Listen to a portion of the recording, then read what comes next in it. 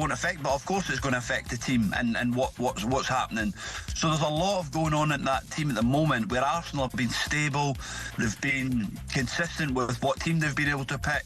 They take on Crystal Palace live on talkSPORT this evening in the fourth round of the Carabao Cup. Ahead of that, Arne Slot says their recent struggles are a normal part of making big changes in the summer. It's always normal if you have a lot of changes that things go well, but we have to find a way of growing together, and then when things click, we need to be the best team we can be.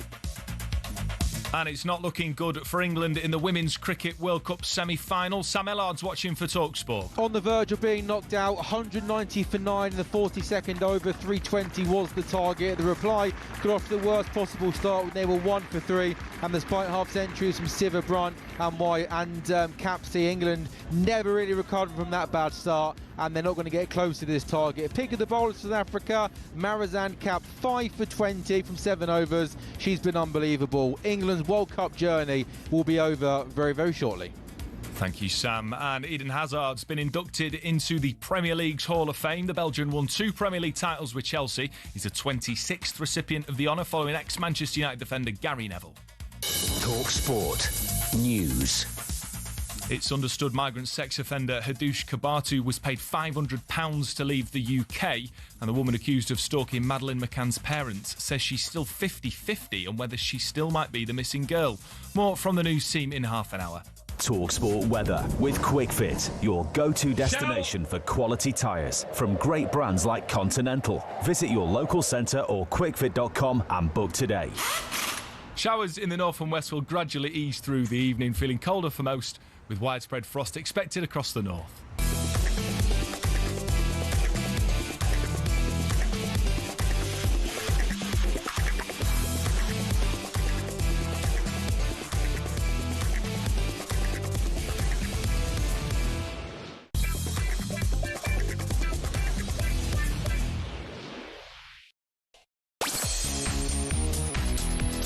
Hello, good afternoon. Happy Wednesday, everyone. Welcome to another drive time with me, your pilot, Andy Goldstein. And, of course, the one and only Gabby Agbonlahor is here. Good afternoon. No, good evening. I don't know if it is. It's good afternoon, isn't it? I mean, it's getting dark now. I know. When's it start? 5? Yeah, no, it's getting dark about 4:30 now. No, but I'm saying, when does evening begin? I reckon 4, mate. Do you? Yeah. It's a bit early for the evening. Why? It's still afternoon. But when you get to pick the kids up and you take them home. Yeah. And you're having a bit of food, maybe 4:30. Yeah, but when do you pick your kids up from school? In the afternoon or in the evening? 3 o'clock's the afternoon when you pick them up. Yeah. And then 4:30 is evening. Yeah, we sorted that out. Right, Jingo, we've got a show for you today. We'll be asking whether there are any positives from two-legged semi-finals in the League Cup. We're starting with that, by the way, 03717 223344. How about this? Former Newcastle and Netherlands goalkeeper Tim Krul in the studio for an hour. I'm very excited about that. We'll also be discussing the importance of homegrown players in a Premier League squad, and we'll be joined by a snooker superstar, fresh from his victory in the Northern Ireland Open, the wonderful Jack Lisowski will be on today's show. All that plus we'll build up to tonight's League Cup action, and we'll bring you this week's Drives Office Debate. This is Drive. This is talkSPORT. You can get involved by picking up the phone 03717 223344. talkSPORT Drive. Happy morning to you, everyone. Happy afternoon, happy evening, happy day, happy Wednesday, and a big happy Wednesday to me. Why? Because this morning I recorded my greatest ever round of golf. 84, 13 over, West Essex. Unbelievable. Did you really, though? Yeah. I've got the scorecard. Any proof? Or Yeah, the scorecard. On my kid's life, 84. No mullies, no nothing. It was all legit. in this weather as well? Well played. Well, no, I looked at the weather app. I teed off about 7:30 this morning. It was okay then? And it rained with about 2 holes to go. It started dribbling. Okay. And I sort of got out of that. Congratulations, mate. 80 for me, 84. Honestly, Gav. Here's the thing, mate. Just quickly, everyone. Here's the thing. About 3 or 4 weeks ago, Yeah. maybe 5, I was backstage at an Oasis gig. Really? And I was chatting to someone, and they introduced me to their mate. And I don't really like talking to new people. I just haven't got time. And he went, "You play golf?" And I went, "Yeah, I do play golf." And he went, "What'd you play off?" And I said, "I play off about 19 and a half, 20. And he said, "I used to play off 20. I play off 12 now." I went, "Right." He said, "I read a book. I swear to you this year, I read a book. And within 6 months, I was playing off 12." And I went, "Okay, what's the book called?" So he told me the book. I bought the book. And in the last 4 weeks, You read the book? I've shot an 88, an 86, and 84. Because of the book? I don't know. But I wasn't shooting these numbers before I read the book. So you got the football, pool, snooker, golf? No. Great at pool. Okay. Okay at football. I mean, you're sat next to me, so I can't be good at You'd football. score that screamer. Remember? What? That screamer. I scored the goal of the century. Exactly. Great at football. Don't give yourself enough credit, mate. I don't give myself enough credit. I don't big myself up enough. No way, you do not, mate. I don't know why I don't do that. Are you all right, Gav? Yesterday, I'm very well. when we met before the show, I said, "How are you?" And you went, "I'm not feeling well, dude." I feel fine today. I feel great. Lovely, mate. Yes, feel very good. All right, okay. Do you have a good night's sleep? Good night's sleep. Done a gym session this morning. Went for a little shave, little haircut. Not much to cut off. Which one did you cut? My beard. Do you have a haircut? Yeah. You don't pay for that. Yeah. You don't pay for that. Let's move on. No, Gav. Mate, you can't take the mickey out of old people. I'm not taking the mickey. I'm asking a question. I pay for a haircut. You're bald, right? Yeah, but it still grows around the sides. Yeah, no, but you don't pay for that. Of course you do. You get like... How much is it charge for that? I go to a nice Turkish barber's, 25, but you get the wet shave. You get the... free toaster? You get the your nose. Oh, he does the waxing. The waxing in your ears. Does that hurt? That hurt? Yeah. Took 45 minutes, mate, for a bald man to go to get a haircut. When you sat down... I swear, 45 minutes. When you sat down, did he go, and what are we thinking? I was like... just open the window, let it fall off. No. I do have to actually have some banter when I go in there. I'm like, we can only do one thing, can't we, mate? And he starts laughing straight away. You don't actually have a haircut, do you? I do, mate. There's nothing there. I'm not being It grows on the side. I mean, but why can't you razor blade it and save yourself 25? It's not the same, is it? When you go to these Turkish barbers, mate, they give you a proper... Even give me a massage on my shoulders while the wet towel's on my face. That's a bit... So you couldn't see what he was doing? Yeah. He just felt it. That's a worry, isn't it? Bald men can get haircuts, mate. I get that. I get that it's all about you, mate. You get a queue outside, mate. Bald men come in. No, there's a place near me where I don't often go there because I just don't have time. I can't sit still but they give you a shave and they do all the hot towels over you and all that. It's nice. It's nice, but I can't sit there with towels over me doing nothing, waiting for time. Why? I've got too many things going on in my head. Close your eyes, breathe through your nose, relax, mate. No. I need to keep moving. If I'm lying like that for 10 minutes and he's got a towel around my face, I'm there. That's like I'm wasting 10 minutes. So you saying that bald men who don't really grow much hair shouldn't go to the barber, just cut it off yourself? I'm just saying to save money, right? How often do you go to the barbers? Once every what? Every 2 years. Let's move on, mate. You're going to upset people. Every 2 weeks. Every 2 weeks, mate. Yeah. Why? I don't get why you go. This guy. You're going to upset people, mate. You are. I'm not going to upset people. You are, mate. Your mate. Our pal Fabio Wardley as well. No, your mate. Your mate moves them. Oh, he won't be happy, mate. I don't know what to do, mate. I bet he don't go to the barbers. He does. That don't grow. Right, we've got lots coming up on today's show. Tim Krul will be with us in the studio. You ever scored past Tim Krul? Not sure, mate. We need to find out, don't we? He'll know. You reckon? Yeah, because just like strikers remember all the goals I they don't. score. Oh, you do? I do not. Do you know Bentley knows every goal? Really? Yeah, you play with Vildo and he go, yeah, it was Wednesday night, Wolves away, I scored 2. Shut header. up. Yeah, he knows everything. I'll never have a clue, mate. Okay, that's not even by pictures as well. Probably not. Surprising. How many goals do you get for Villa? 100 and no, league goals. How many goals do you get? Do you know them? 74. You remember them? No. Where was your last one? Last one. Where was your first one? Everton away. Okay. Goodison Park. Where was your last one? I think it was Norwich at home. Okay, so you remember some? Yeah, some of them. I won't remember all of them. 72 in the middle, we don't. Okay. Tim Krul will be coming in. We've got the great goalie. Drives office debate was a great goal. He probably, I don't know if you remember, gang, but he was in goal in 2014 World Cup. Yes. When Netherlands came third, I think, where 120 minutes on the clock, Louis van Gaal substituted the goalkeeper and brought for penalties. Yeah. Saved 2, didn't he? Yes, he did. Yeah. You've done your homework. Good work. No, I remember it. So we've got lots coming up on today's show, but we're going to start, obviously, with the Carabao Cup. The 4th round continues tonight. And, of course, it's live across the talkSPORT network. Given away by McCarthy. Isak! Liverpool 2, Southampton 1. You would never rate Liverpool off. Getty with a corner! What a moment! They are set up brilliantly. They make it difficult for you. Here's Eze inside the penalty area. Gyökeres! The options that Arteta have, the rotation he can make. I think Arsenal can be champions this year. Welbeck! And he hits the back of the net. It's Danny Welbeck. Bruno Guimaraes gets above the marker and heads the ball in at at the far post. There's a lot to be excited about for Newcastle fans. Goodness comes back in on his left foot, draws the ball down low to the left, and produces a brilliant finish. No reason why they're not going to win FA Cups and League Cups. And tucked in, Santi Bueno! It's a really difficult job for Victor Pereira. Having scored twice in 90 seconds to turn it around at the beginning of the second half. Chelsea will know that they've been in an epic cup tie here, but it is one that Chelsea have won. Lincoln 1, Chelsea 2. Yeah, fourth round of the Carabao Cup continues tonight. The talkSPORT network is the place to be. Follow us at 7. Liverpool host Crystal Palace on talkSPORT. Meanwhile, Brighton go to Arsenal on talkSPORT 2. And on the app, you can hear Wolves against Chelsea. The easiest way to stay across everything is simply by downloading the talkSPORT app so you don't miss a thing. Now, before we hear from the Tottenham boss, we can hear from Sam. Of course, England against South Africa at the Women's Cricket World Cup is all over. Is this Sam Quick? You haven't told me which one. Which one?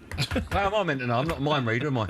Oh, is it Sam Ellard? My mistake. Hello, Sam Ellard. Oh, very good. That feels like a long, long time ago that happened this morning. I hate to start the show off with some sad news, but England have been knocked out of the Cricket World Cup. They will not be getting to the final. South Africa have won by 125 runs. South Africa batting first. They posted an above score, 319 for 7. They got there largely thanks to the captain, Laura Wolvaardt, who was fantastic, making 169. Only 2 other batters past 40. In reply, England got off to the worst possible start. Inside 7 balls, they lost 3 wickets. They were 1 for 3. And from that moment on, they were well and truly up against it. Sivabrun and Capsey did make 50, but England were always behind the game. Marizan Cap, the experienced all-rounder, finishing with remarkable figures of 5 for 20 from 7 overs. England in the end bowled out for 194, so a decent campaign for England. They got out of the group stages, but they've fallen in the semi-final. South Africa will go through to Sunday's final. They've beaten England by 125 runs. Thanks, Sam. Next time, Joe, can you tell me which one it is? Right, we can hear from the Tottenham gaffer now, Thomas Frank. He's speaking ahead of his side's game tonight away to Newcastle, and he proposed a major change to the League Cup. There should only be one semi-final. I said that before. I said it at Brentford. That's why I'm very happy to say it again. So I think for 2 reasons. For the smaller clubs, if you want to beat a bigger club, it's much, much easier over 1 game. So we really want someone to break out. It's not the same boring, same teams that winning, of course, except from Spurs. Then we need to skip 1 semi-final. For everyone else that plays so many games, it should only be 1. So it's about money. Then someone needs to fix it. Well said. Well, I'm guessing it is about money, but it's not the first time Thomas Frank has suggested the idea. What do you make of that 1 semi-final? I totally agree. What's the point in 2 semi-finals and the gap between the semi-finals as well? It's not as if you play one and you play it the second leg the week later. And it helps lower league teams if they manage to get to a semi-final, a one-off game, and you could do a draw where you get drawn to play at home. Imagine you're like a championship team, pick one out, Coventry, get to a semi-final, and they're drawn to play at home. They've got a chance of beating a Premier League team. I understand the argument. I understand the whole argument for 1 semi-final, but one of the arguments is it gives the smaller sides a chance to win it, right? Yes. Now, I don't want to sound like an elitist, but when you have a competition, don't. No. Hear me out. Okay. When you have a competition, I think to win the competition, you've got to be the best, right? Yes. You've got to be the best. Now, if you look at any major competition, very, very rarely do we have a winner that's not in the group of the best. Of course. If you look at World Cup winners, usually they're one of the big heads, right? Yes. I think probably all of the time. Go back to Uruguay, they won it a couple of times when the World Cup started, but usually it's either Brazil or Germany, Italy, France, it's Spain, England once, of course. It's the big heads, right? If you look at the League Cup, the roster of winners, the roll of honour, right? I quite like the fact it went, and I'm a Man United fan, but I quite like the fact it went Man City, Man City, Man City, Man City. And then I've got the winners in front of me. Liverpool, Man United, Newcastle recently, right? Yes. I like the fact that you get a trophy with big, big names on it, because I think it makes it harder to win and more difficult to win, right? I think this is going to sound awful, and I'm sorry. Yeah, but I do think that if you've got a big cup competition with smaller teams on it, I do think it devalues it. And I'll prove my point, right? If the FA Cup for the next 10 years was won by teams in the third tier of English football, the FA Cup wouldn't feel as big a competition as it does today. Why not? Well, for that reason. Yeah, but because I think it's better when you look at if you can be on the roll of honour alongside greats. Yeah, but that makes you feel great. Yeah, if you win, I haven't got the winners of the Sherpa vans or the pizza trophy, whatever it's called, but. If you've got, this sounds elitist, I know it, I'm sorry, but if you can join the greats, how does that make you feel? But if you join, yeah, but it's not going to happen, is it? You're not going to get a Championship or League One side winning the Carabao Cup. But you got 4 years in a row. What would you rather see? Carabao Cup final, right? Would you rather see, I don't know, Liverpool, Man United? No. Okay. Would you rather see Chelsea Spurs League Cup final? No. Or would you rather see Bournemouth Burnley? I'd rather see that. Absolute rubbish. I'm not. Absolute rubbish. We'll see Chelsea Spurs 2 times during the season. What a great game that always is. Chelsea Spurs. But I'd rather team from the Championship or League One win the Carabao Cup. Bolton Burnley Carabao Cup final. No problem. It's something different. Wait, okay then. Let me tell you this. Don't watch it when it's on telly. Where's the hope then for teams in the Championship, League One, League Two, or whatever, to join the competition? Then what's the point? Yeah, no. I've got no problem with them winning it if it's won the right way. Yes. I've got no problem at all, right? But they will win it the right way. No, but reducing the amount of games you've got to play because it gives an advantage, because it gives you more chance to win if you're a smaller. I don't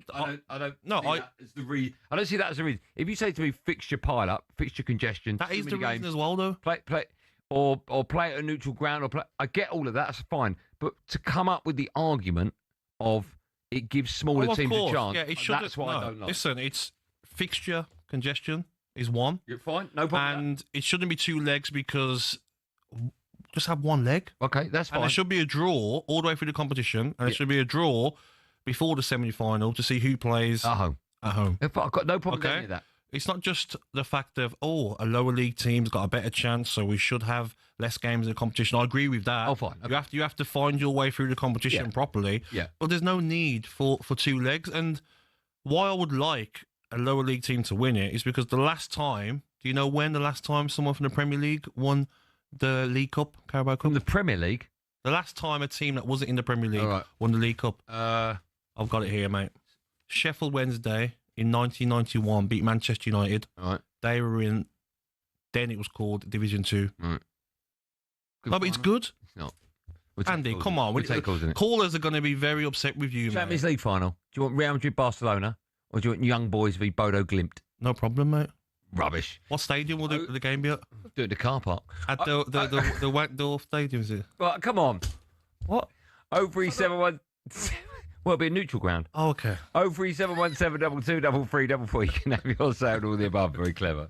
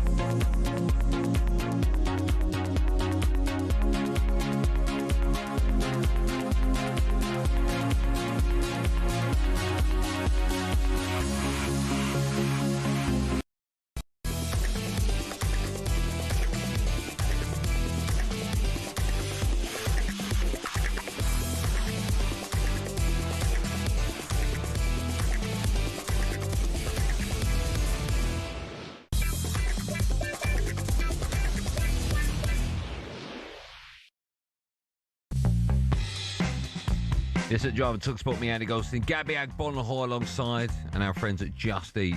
Score a home win with mouth-watering match day meals in time for kick-off. Still to come, we'll be joined in the studio by former Newcastle and Netherlands goalkeeper Tim Krul. That's for the mid-hour. We've got him for a whole 60 minutes. Can't wait for that. Just quickly, Lucas Paqueta is keen to leave West Ham in January. Tom Aspinall has still no vision, in his right eye 3 days after picking up an injury during his title defence at UFC 321. Did you see that? Yes, I did. Horrible. Well, both eyes. Yes. I mean, I hope all that comes. That's terrible. Yes. Right, we'll take your calls. Is there any reason to keep two-legged semi-finals? I'm sure I've upset quite a few people. Maybe some agree with me. Let's go to Chris. He is a West Brom fan, so I'm guessing I've upset him. Hello, Chris. Good evening, Chris. Good evening, guys. Good to speak to you. You too, man. Are you all right? You well? Yeah, well, good, thank you. Have a word with him, Chris, please. Well, I bet you're. Are you against what I've said? Well, probably the first time ever, I agree with Gabby. Charming. I bet you're going to misquote me. Go on, off you go. Well, obviously, the European sides, they don't enter to the third round already. Yeah. They're going to buy to the fourth round because they have to be seeded away from each other because of all the new European games. So they've only got to win about 2 games to reach the semi-finals. So then you got to give other teams a chance to actually try and beat them. Why? Why should it not be just? Why? Why have we got to give anyone a chance? Just as Gabby said, you don't have the same teams year in, year out. It gets boring. Yeah, it's boring, mate. I don't know if it does. Half the time when I draw each other and play each other, then close games, 1-1. You want to have different teams, different crowds. As a football fan, I want to see the best. I always want to see the best. But look at when Coventry, I think it might have been the FA Cup, nearly beat Manchester United a couple of seasons ago. Yeah, semi-finals. That was good. Good to watch. It was like, come on, Coventry. Everyone wanted Coventry to won win. it a few years ago. Who? Won it a few years ago. These fans remember it forever. Yep.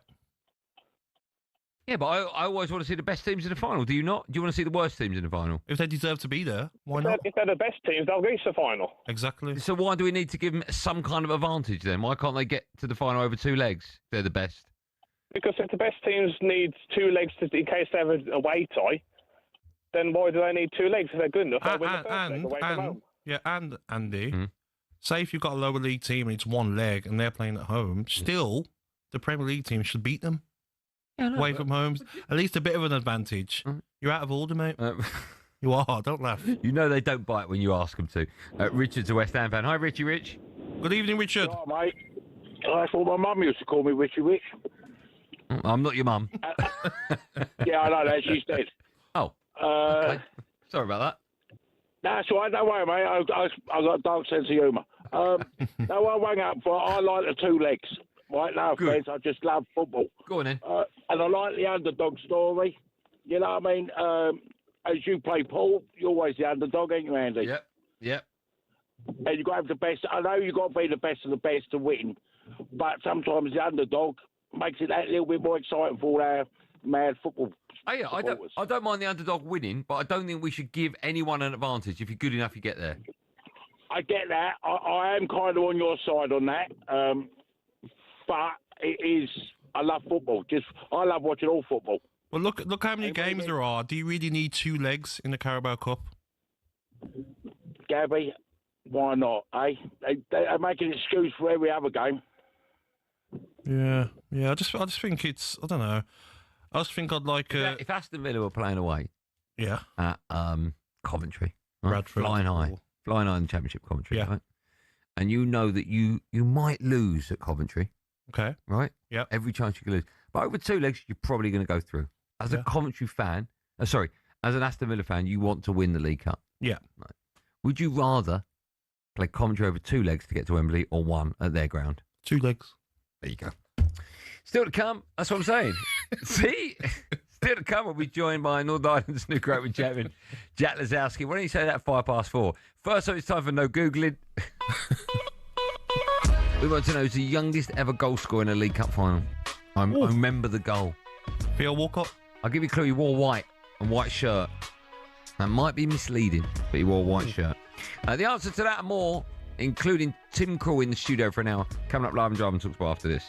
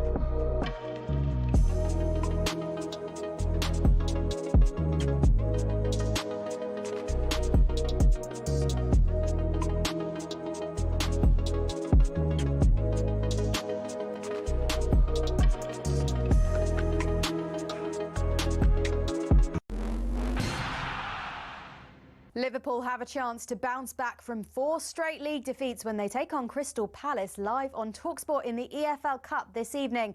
And their former midfielder Charlie Adam reckons the reigning champions need to find their way out of the recent chaos. There's been no rhythm within the team.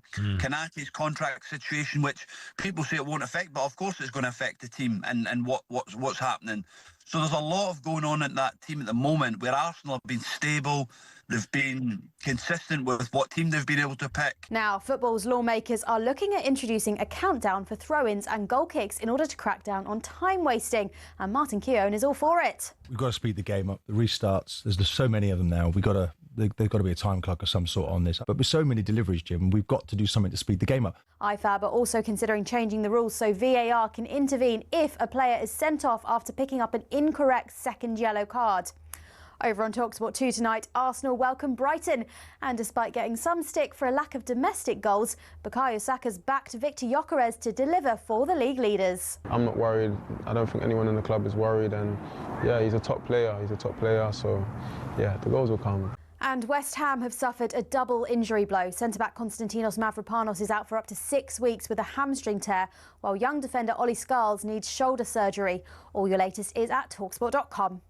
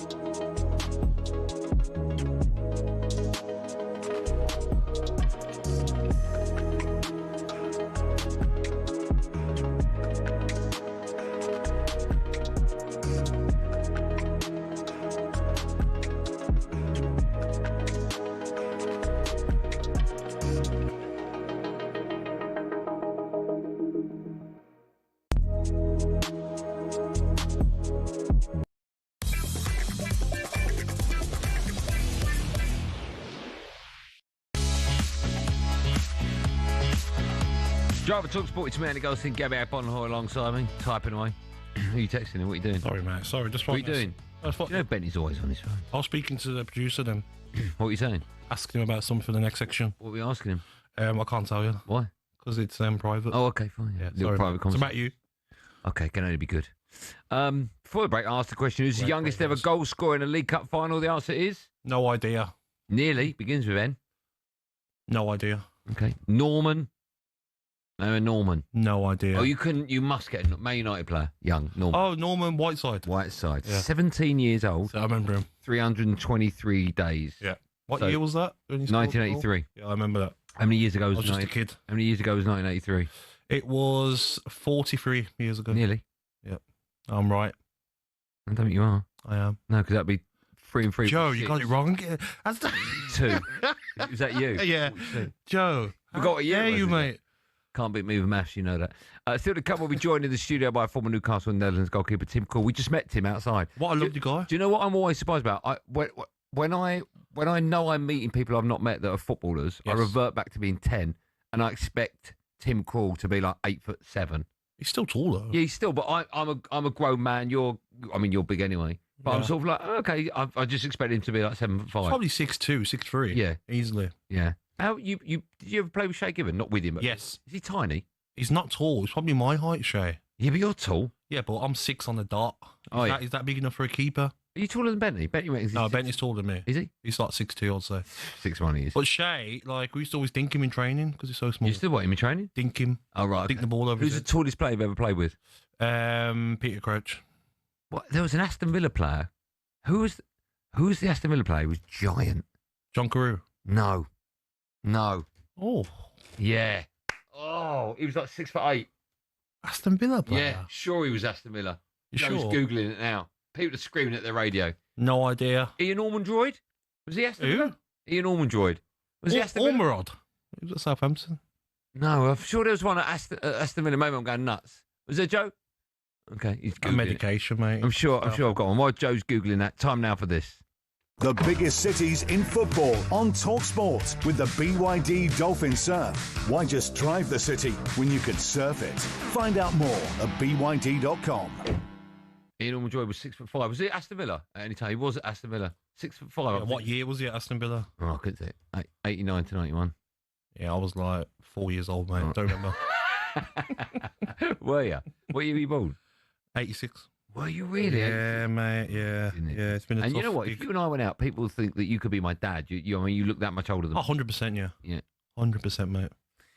Age is a cruel thing. Right, time now to take a look at the biggest cities in football with the BYD Dolphin Surf. And today we're focusing on London, where there are, of course, some London. Geese. Massive football clubs. So yeah, geese. Arsenal, 47 major trophies, including 30 league titles and 14 FA Cups. That does also include 17 Community Shields. They're counting them, are they? Chelsea, 35 major honours, including 6 league titles, 8 FA Cups, 2 Champions Leagues. Spurs, 27 major trophies, 2 league titles, 8 FA Cups, and 4 league clubs. Now, Arsenal, they're without any shadow of a doubt the best side in London right now. Are they horrible question. Are they the biggest side in London? Yes, they are, mate. They're bigger than Chelsea. Yeah, even though they've not won the Champions League, and I've said on here many times, you're not a big club if you haven't won the big trophy Champions League. But I'd say fan base. I'll say Arsenal got more fans than Chelsea and Spurs, I would say. Why would you say that? What makes you say that? I just feel like just in general, when you work in the media and you get, people come on and... Overall, take everything into consideration. Okay, overall, if you haven't won the big trophy, I don't think you can call yourself a massive club. How can you say Arsenal are bigger than Chelsea then? Because I'm talking about fan base. No, overall, who's the biggest club in London? Overall, if you talk about trophies... No, everything. Okay, everything. Who's the biggest club in London? Because Chelsea won 2 Champions Leagues, I will go Chelsea. Who's second? Arsenal. Third, Spurs. You put Spurs third. Crystal Palace. Good luck getting home tonight. Chelsea, the only team in London to have won the Champions League. So that twice. Yeah, that obviously gives them the argument to be the biggest. Well, 100%. But I would say Chelsea have got a very big fan base over Spurs, but I would say Arsenal have got the biggest fan base. Okay. And you've got to look at league titles. You do. Once 13 league titles for Arsenal. Once Arsenal win the Champions League, is that once? Well, once they do that. Yeah. Okay, when they do they've got a chance this season. I think they've got a huge chance this season. Just quickly, do you think they've got more chance to win Champions League than the Premier League? No. Premier League, I think. Yeah, I agree. Liverpool's so poor, Man City so poor. I think they'll win the Premier League comfortably. Okay. When Arsenal win the Champions League, whenever that is, this season, next season, does that, without doubt, put an end to the questions who's 100%. The biggest team in London? 100%. That's still hanging over them. And I feel like I've heard Ray Parler say recently that, the Premier League's the one they want to win this season, but I reckon there's a lot of fans out there that want to win Champions League more than the Premier League. Let me ask you this question. Spurs, not too long ago, got to a Champions League final. Liverpool beat them, right? Well, I think it was 1-0, an awful final. Yes. Remember? Yes. If Spurs would have won that, where would that put them in this list? At the moment, you're going Chelsea, Arsenal, Spurs. Okay. If Spurs would have won that Champions League, where would that have changed their place in your mind? Oh, only 2 league titles compared to Arsenal's 13. Yeah. That comes into play as well. That's a tough one because of the difference in league titles. You look at Chelsea, 6 league titles. Yeah, that's a tough one, mate. They wouldn't be far off because I just think winning the Champions League, and especially this era winning it, the way Chelsea won it twice, obviously Manchester United, even Aston Villa, when they won it, it was a different competition. Celtic, Nottingham Forest, winning the big boy competition.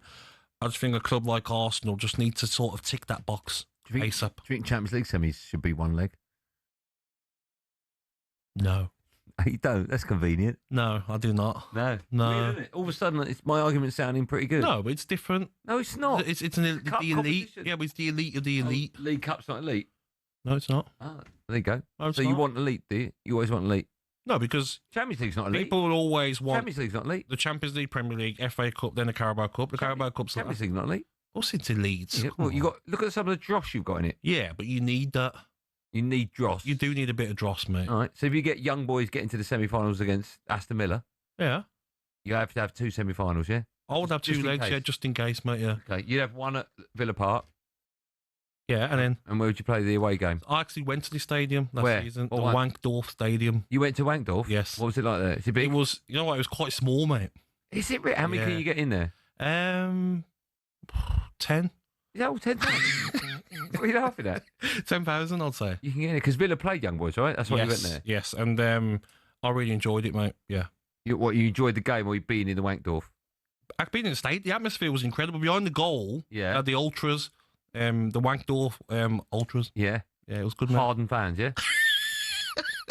That was a look at the biggest cities in football, thanks to our friends at the BYD say. Dolphin Surf. The biggest cities in football on talkSPORT with the BYD Dolphin Surf. Charge your life with the tech you'd expect from a BYD. Find out more at byd.com. Right, time now for this. What's the best superpower? Are there more screens or windows in the world? How long would it take to drink all the water in the world? Would you rather have 4 arms or 4 legs? What's the best pint? How many ants could win a fight against a man? The office debate on Drive. Yes, just for a bit of fun, only last 2 minutes. This is our feature, The Office Debate, where every Wednesday we discuss the topics which have been debated here at talkSPORT Towers over the last few days, actually in our office. Now, this one was mentioned on the show a couple of months ago, and then not me, but this morning or yesterday morning, some of the boys were talking about it, and then producer Joe was like, right, we'll have that for tomorrow's debate, which is today. And the question is, what's the best slice of bread? And by that I mean, is it a normal slice of bread in the loaf, or is it the end bits with the crust all the way round it? No. Now, before you say no, I was with you. I was part of your gang until producer Joe explained just how important either end of that loaf of bread is. Why? Because for you to use the full benefit of that end piece, you need to toast it first, okay? And once you've toasted it, then you put butter on it. And it's almost like it acts as its own plate because the butter doesn't soak through it. So you're holding this end bit. And you only get 2 bits. If there's 3 of you in the family that want it, you can't do it, right? So A, people are fighting over it. So worth its weight in gold. But B, now you've got this big bit, put butter in there. Imagine, I'll tell you what, if I come back at 2 o'clock in the morning after every night out, and there's a loaf of bread there, I'm going straight for one of the ends. Straight for one of the ends. Yeah, but you say that, but you're eating something because the butter doesn't soak through. But when you actually eat the crust, you're a bit like, oh, what's wrong with not crust? going down well, is it? What's wrong with crust? It's not nice, is Do you it? cut crust off when you have toast? I don't eat the crust. Would you do like your 4-year-old? You leave it on the plate? No, I'm saying I have the slices in between. I don't have the end A one. normal slice of bread's got crust around it. Yes, What do I you eat do that. with Yeah, I eat that. You eat that? But I'm not keen on it. I would easily. What does it? If someone could cut it off for me like a kid, I would do. Why don't you cut it off for you? You're a grown up. I don't cook for myself. Someone. That's not cooking. That's cutting. I don't make my own toast. Oh my god! You got something to make your own toast? Yeah. Here's a question for you. You know, on a toaster. Yeah. You got the numbers. Yeah. What do they represent? How much you want to cook it? What do you mean? So what would 2 be? 2 would make it like, you know what, when it pops out, it's going to be light. It's minutes. No, it's not minutes. It's minutes, mate. Is it? Yeah. Number 2. No, it's not. You're making it up. No, number 2 is 2 minutes. No, It it's is. not, mate. Gabby, There's 6, 7, and 8 on the toaster. 6, 7? Kids at home know what I'm talking about. There's 6, 7, and 8 on the 6 toaster. minutes. You're not going to have it on 6 minutes. No one's got an 8 on a toaster, Gab. There's 6, 7 then. There is not 6, 7. I know you're getting a lot of kids listening to this show. I'm very excited the fact you're saying 6, 7. There's not. There's not. I think it goes up to 5, and it's 5 minutes. I don't believe. What, you can't. Right. Has to be on fire. No, 5 minutes. Have you ever to toast bread? You ever put it under the grill? When I was younger. You can do. You know you can. Yeah, do, back in the day when I was younger. Yeah. Okay. But you don't cut your own crust off. No, mate. Okay. But I say footballers are pampered. No, but you're lying. You're not going for the crust, mate. You're going for a normal slice. I mocked you because of the butter. I mocked Joe like you're mocking me. And then that night when we talked about this ages ago, I went home.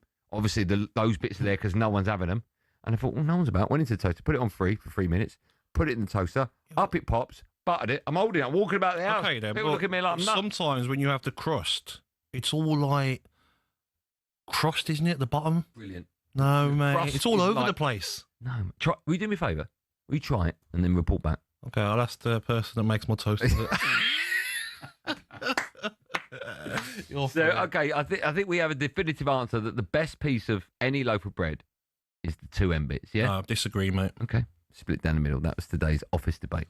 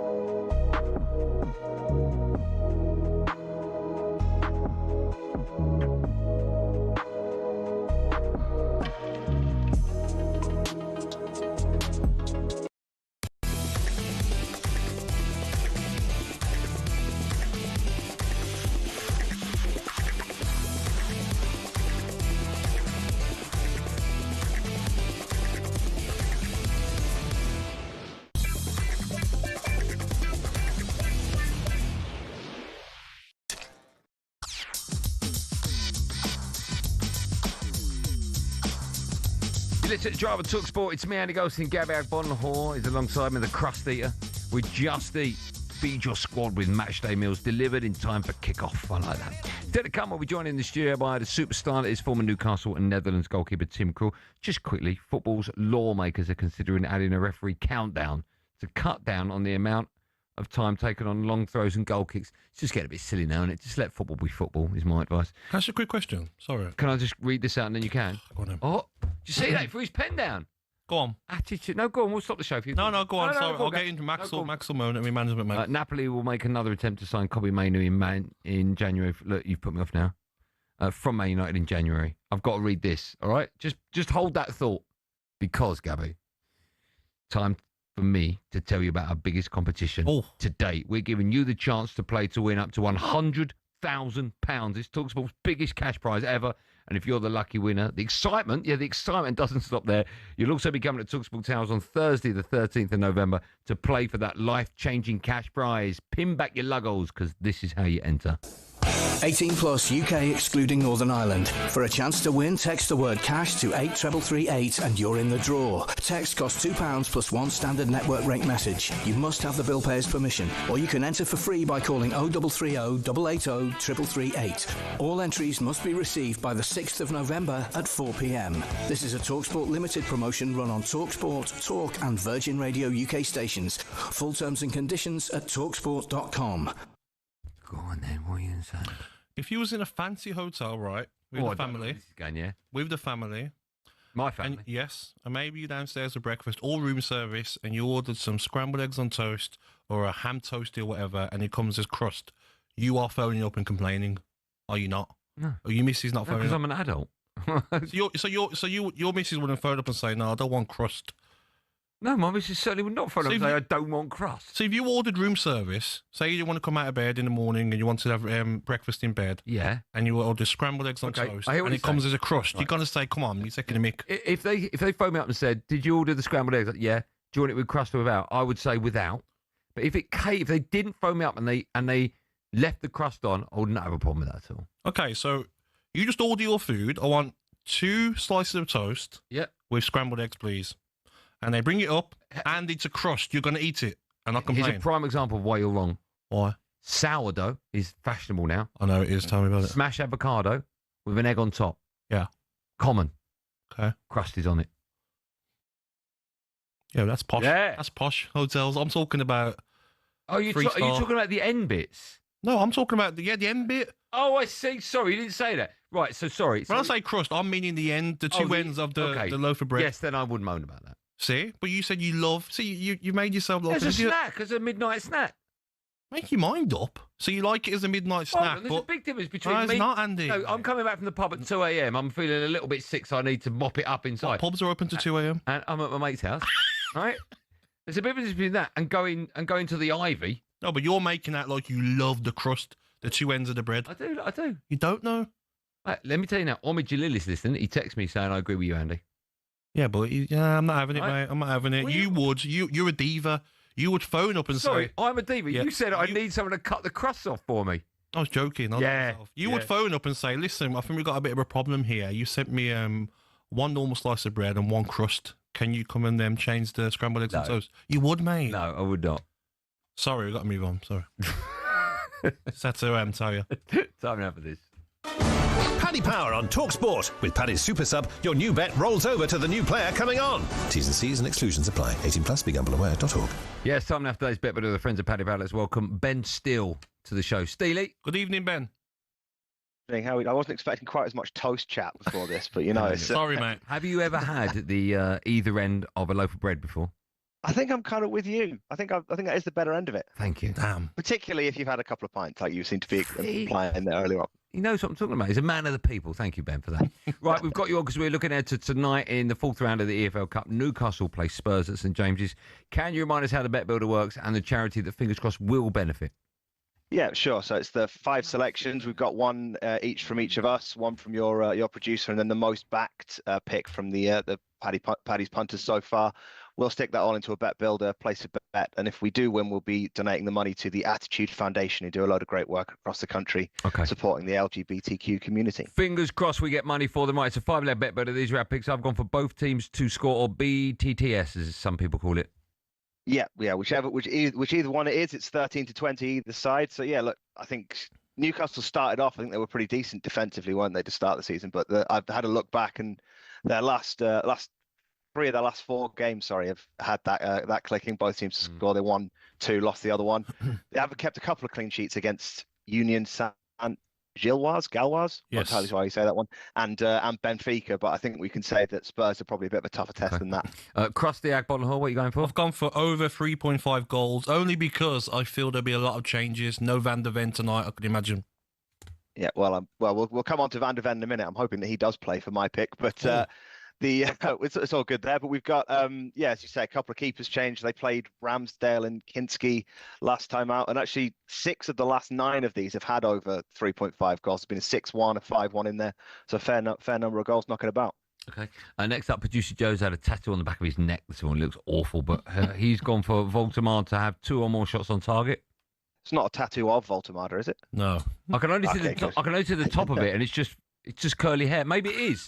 Maybe it is. I don't know. Look, if it is, it is. It's an interesting pick, but he might make himself as much of a legend as Alexander Isak did. But Voltemar has started off nicely, but he'll be looking to get his shots off. I don't really think they have that many guys who can play up front other than him at the moment. Visser's injured. I guess there's that Osula kid. Yeah, Osulu.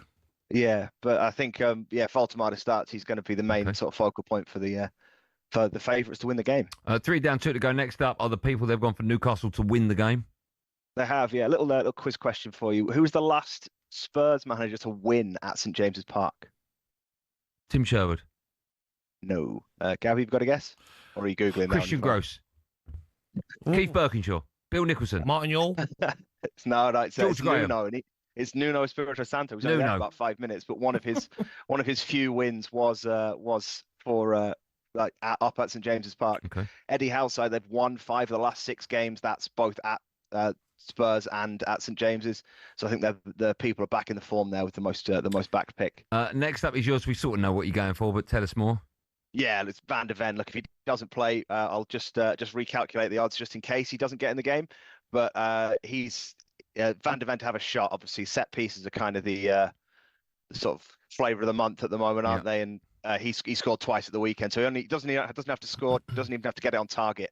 Just has to have 1 shot in the game. That is if he does play. Lovely. But I'll just knock him out of the bet builder just in case he doesn't. And Gabby is right; he's not going to get picked. Okay. Can you just confirm the bet building short sales in the value of charity bet one more time, please? Yeah, sure. So the bet comes together there at 16-1 if Gabby is correct, and if Gabby is wrong, and Van der Ven does play, but it'll be knocked down to just under 8-1 if he doesn't. We'll have £10 bet on that, which if Van der Ven does play, we're overcomplicating this a little bit. Not we. It's only you that's overcomplicating, not us. It's only me. Yeah. Yes, I'm sorry about that.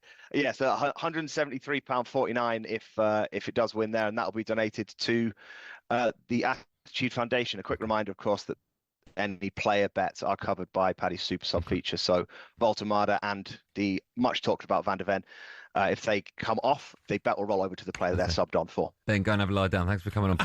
Thank you, mate. Have a good one. See you later. That's Paddy Power's bet with the same minimum odds, 1 for 5 per leg. 18+, begambleaway.org. Paddy Power on talkSPORT. With Paddy's Super Sub, your new bet rolls over to the new player coming on. T's and C's and exclusions apply. 18+, begambleaware.org. We're very lucky when we get a superstar in the studio, and that's what's happening when we come back after news. Tim Krul will be our guest for the next 60 minutes live on Drive on talkSPORT.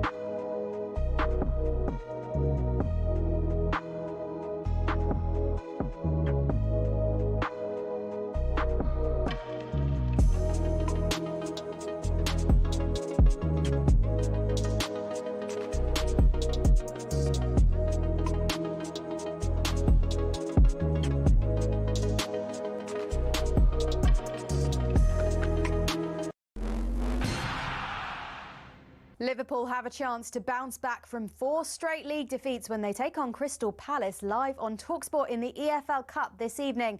And their former midfielder Charlie Adam reckons the reigning champions need to find their way out of the recent chaos. There's been no rhythm within the team. Kanate's contract situation, which people say it won't affect, but of course it's going to affect the team and what's happening.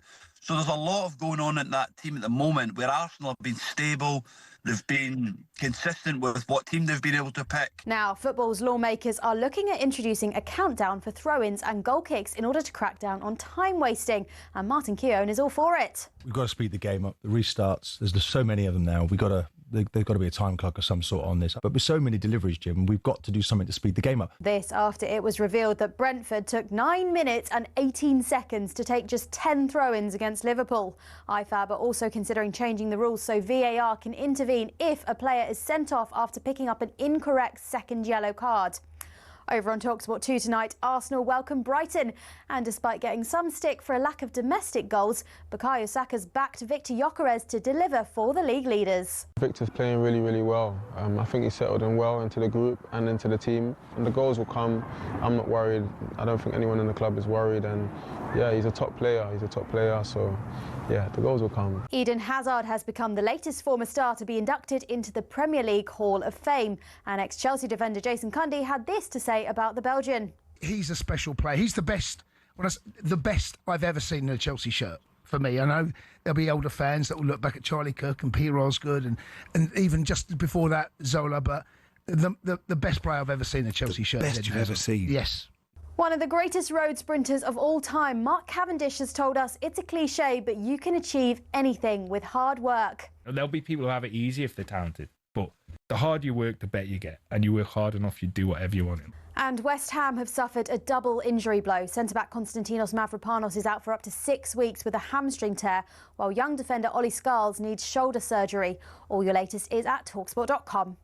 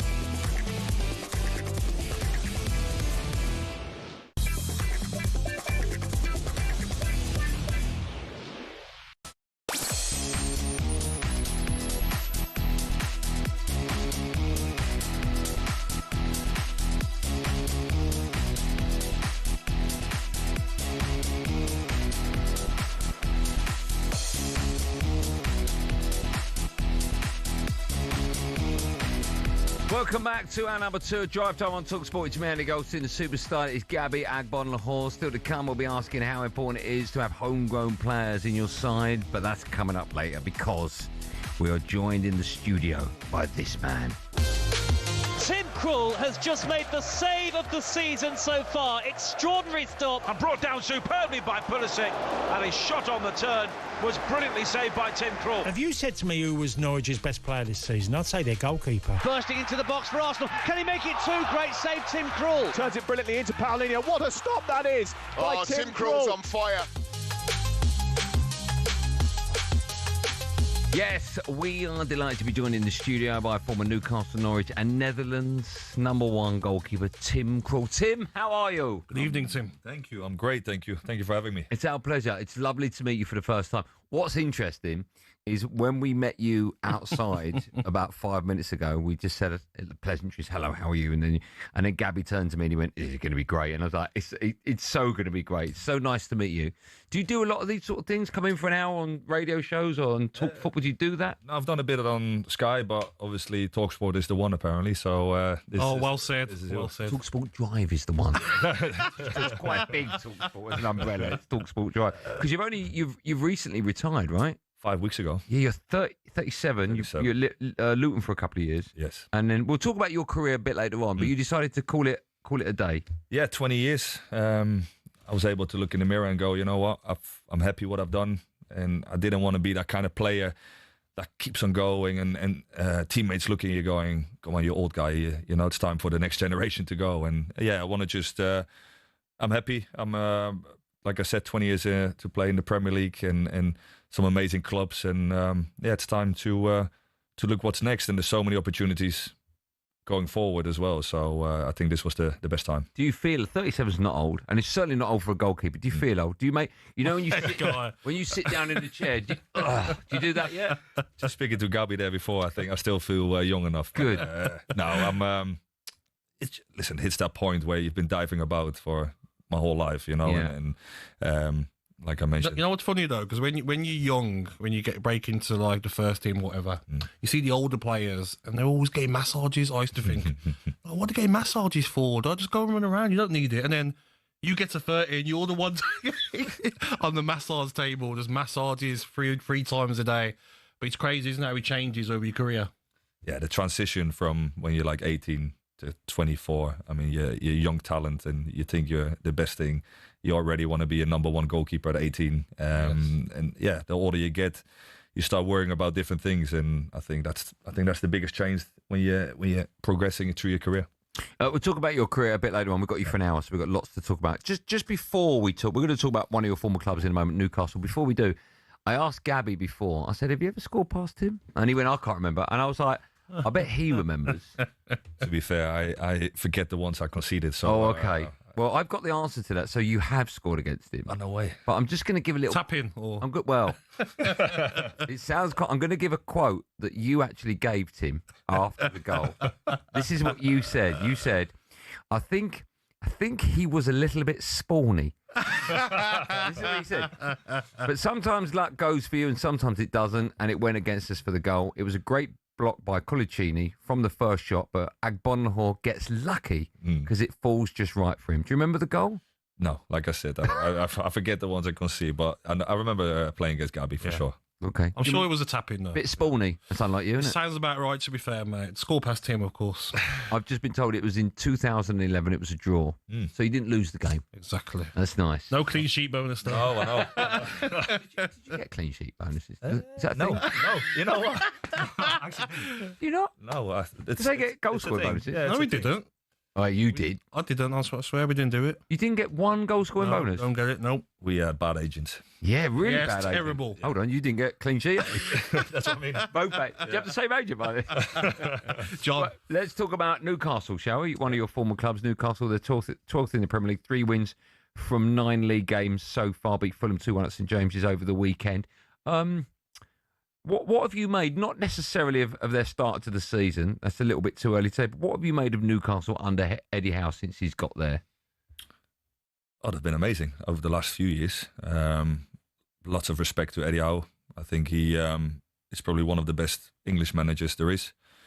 I think a lot of players I've spoken to, he's one of those managers who demands that respect, you know, but by leading by example. I think I've heard he's literally the first one in the training ground and the last one out. So those kind of things are massive for a manager to show the leadership. And I mean, winning the first trophy last year is obviously a major achievement. So he goes down as one of the legends of the club. I want to ask you about goalkeeping situation, because when Ramsdale was signed, I was thinking, oh, that's harsh on Nick Pope. You know, he's a top goalkeeper. But fair play to Eddie Howe, he's kept Nick Pope in, hasn't he? How much Ramsdale feel, because it's obviously going to cost him a place at the World Cup as well, not playing regular football? Yeah, I was the same as you when I first seen that news. Top goalkeeper, and Ramsdale signing for Newcastle. But ultimately, Eddie Howe gave the confidence to Nick Pope to start the season, and he paid him back. 5 clean sheets in the Premier League already, so there's no reason to change. They've been solid at the back, not so much going forward in the league domestically. But so yeah, I do think an injury, that's what Ramsdale was waiting for, you know, a bit of, probably deep down, Ramsdale was hoping for a bad start of the season for Newcastle and a few mistakes by Nick Pope, and then the pressure would have been on. But he dealt with it. Fair play. He's been he's been in top form all season, I think, Pope has. So what would Andy, what would Ramsdale do then in training? Would he try and make it difficult shots for Pope to save so he gets injured? You know, keep putting him on the deck? There's goalkeepers out there who will do that stuff. But no, the goalie union, I think Ramsdale is probably the first one to agree that Nick Pope has been in top form. Just a quick word about Newcastle's season, because they've had a good start to the Champions League, 2 wins from 3. They struggled to balance Europe and Premier League football last time out. Do you think they've got a squad good enough to handle both this time round? I think they've had a great transfer window. I think the players they've definitely added strength in depth. I think the wingers and the midfielders have to start chipping in with goals this season domestically. I mean, in the Champions League, everybody's flying. The wingers, Gordon and Barnes and Murphy, but in the league, it's only Watermade at the moment who's actually been producing the goals. So to really get back to those Champions League places, they need the wingers to really start kicking in and adding to their tallies. Do you think Newcastle fans have forgotten about Isak? Yeah, well, I was going to ask you about that. To be fair, listen, Watermade is a total different player. Yeah, Gabby can explain a lot better, but Watermade dropping into midfield and Isak normally stays away. I read a stat that there was only 4 touches in the box in the weekend for Watermade, and that's not enough for a striker to really be that 20-30 goal scorer. But I think that's why Newcastle were not firing from the start. You know, tactically, there's going to be changes with this striker compared to Isak. Let me ask you about Isak. It feels to me like nowadays the footballers have got all the power. If you want to move, you'll get the move by hook or by crook. You're going to upset a few people along the way, but ultimately you'll get your move. What do you make as to how that whole scenario was handled? There was no winners in that situation, and it's a shame it took that long to sort. I think Eddie Howe wanted his squad to be complete a lot earlier, and it has. Especially, you could see the start of Newcastle, the first few games, they didn't score, and you could see there was a transition moment there, but 120 odd million for a player is a good deal. So everybody should be, you know what, we'll move on. We've got a great bit of money. We've signed some top players to replace him. And if a player doesn't want to be there and he's got a good right to go to progress his career, if that's a bigger club, do you think though it's the way he went about it? And I mean, I remember hearing the news during pre-season, he didn't want to go on tour. Then he's training with Real Sociedad, and we've been in changing rooms, and like you got local players, Dan Burn, and you're thinking like these sort of players must have been, I want to get my hands on him. Yeah. Where is he? How dare you disrespect a massive club like Newcastle? I think the generation have changed a bit. I agree with you. I'm similar. I wouldn't have not liked a player to play this kind of act. But reading the interviews after, I think there was a kind of respect to the player. But I agree with you, Gabby. I think it should have been dealt different. For me, I believe in values and karma. And I think, you know, how you treat people, you get paid back. And Mark Gay is a captain, he's a role model, and he will get his move. And I think that will set him in great stead, hopefully, for the World Cup for him. Just finally, because we're going to talk about you when we come back, but just finally, tell me how Newcastle's season will end. What will happen? Well, hopefully back in the Champions League spots. You know, I do think it's a well-oiled machine by Eddie, hopefully backfiring soon. Another trophy? Oof, that would be amazing. Big ask. Why not? Why not another Carabao Cup? Why not? Got to get past Spurs, though, right? No problem. All right, fine. That was Gabby Agbonlahor. When we come back, we'll have more from the superstar that is Tim Krul. He's here with us for the next 45 minutes, live on Drive on talkSPORT.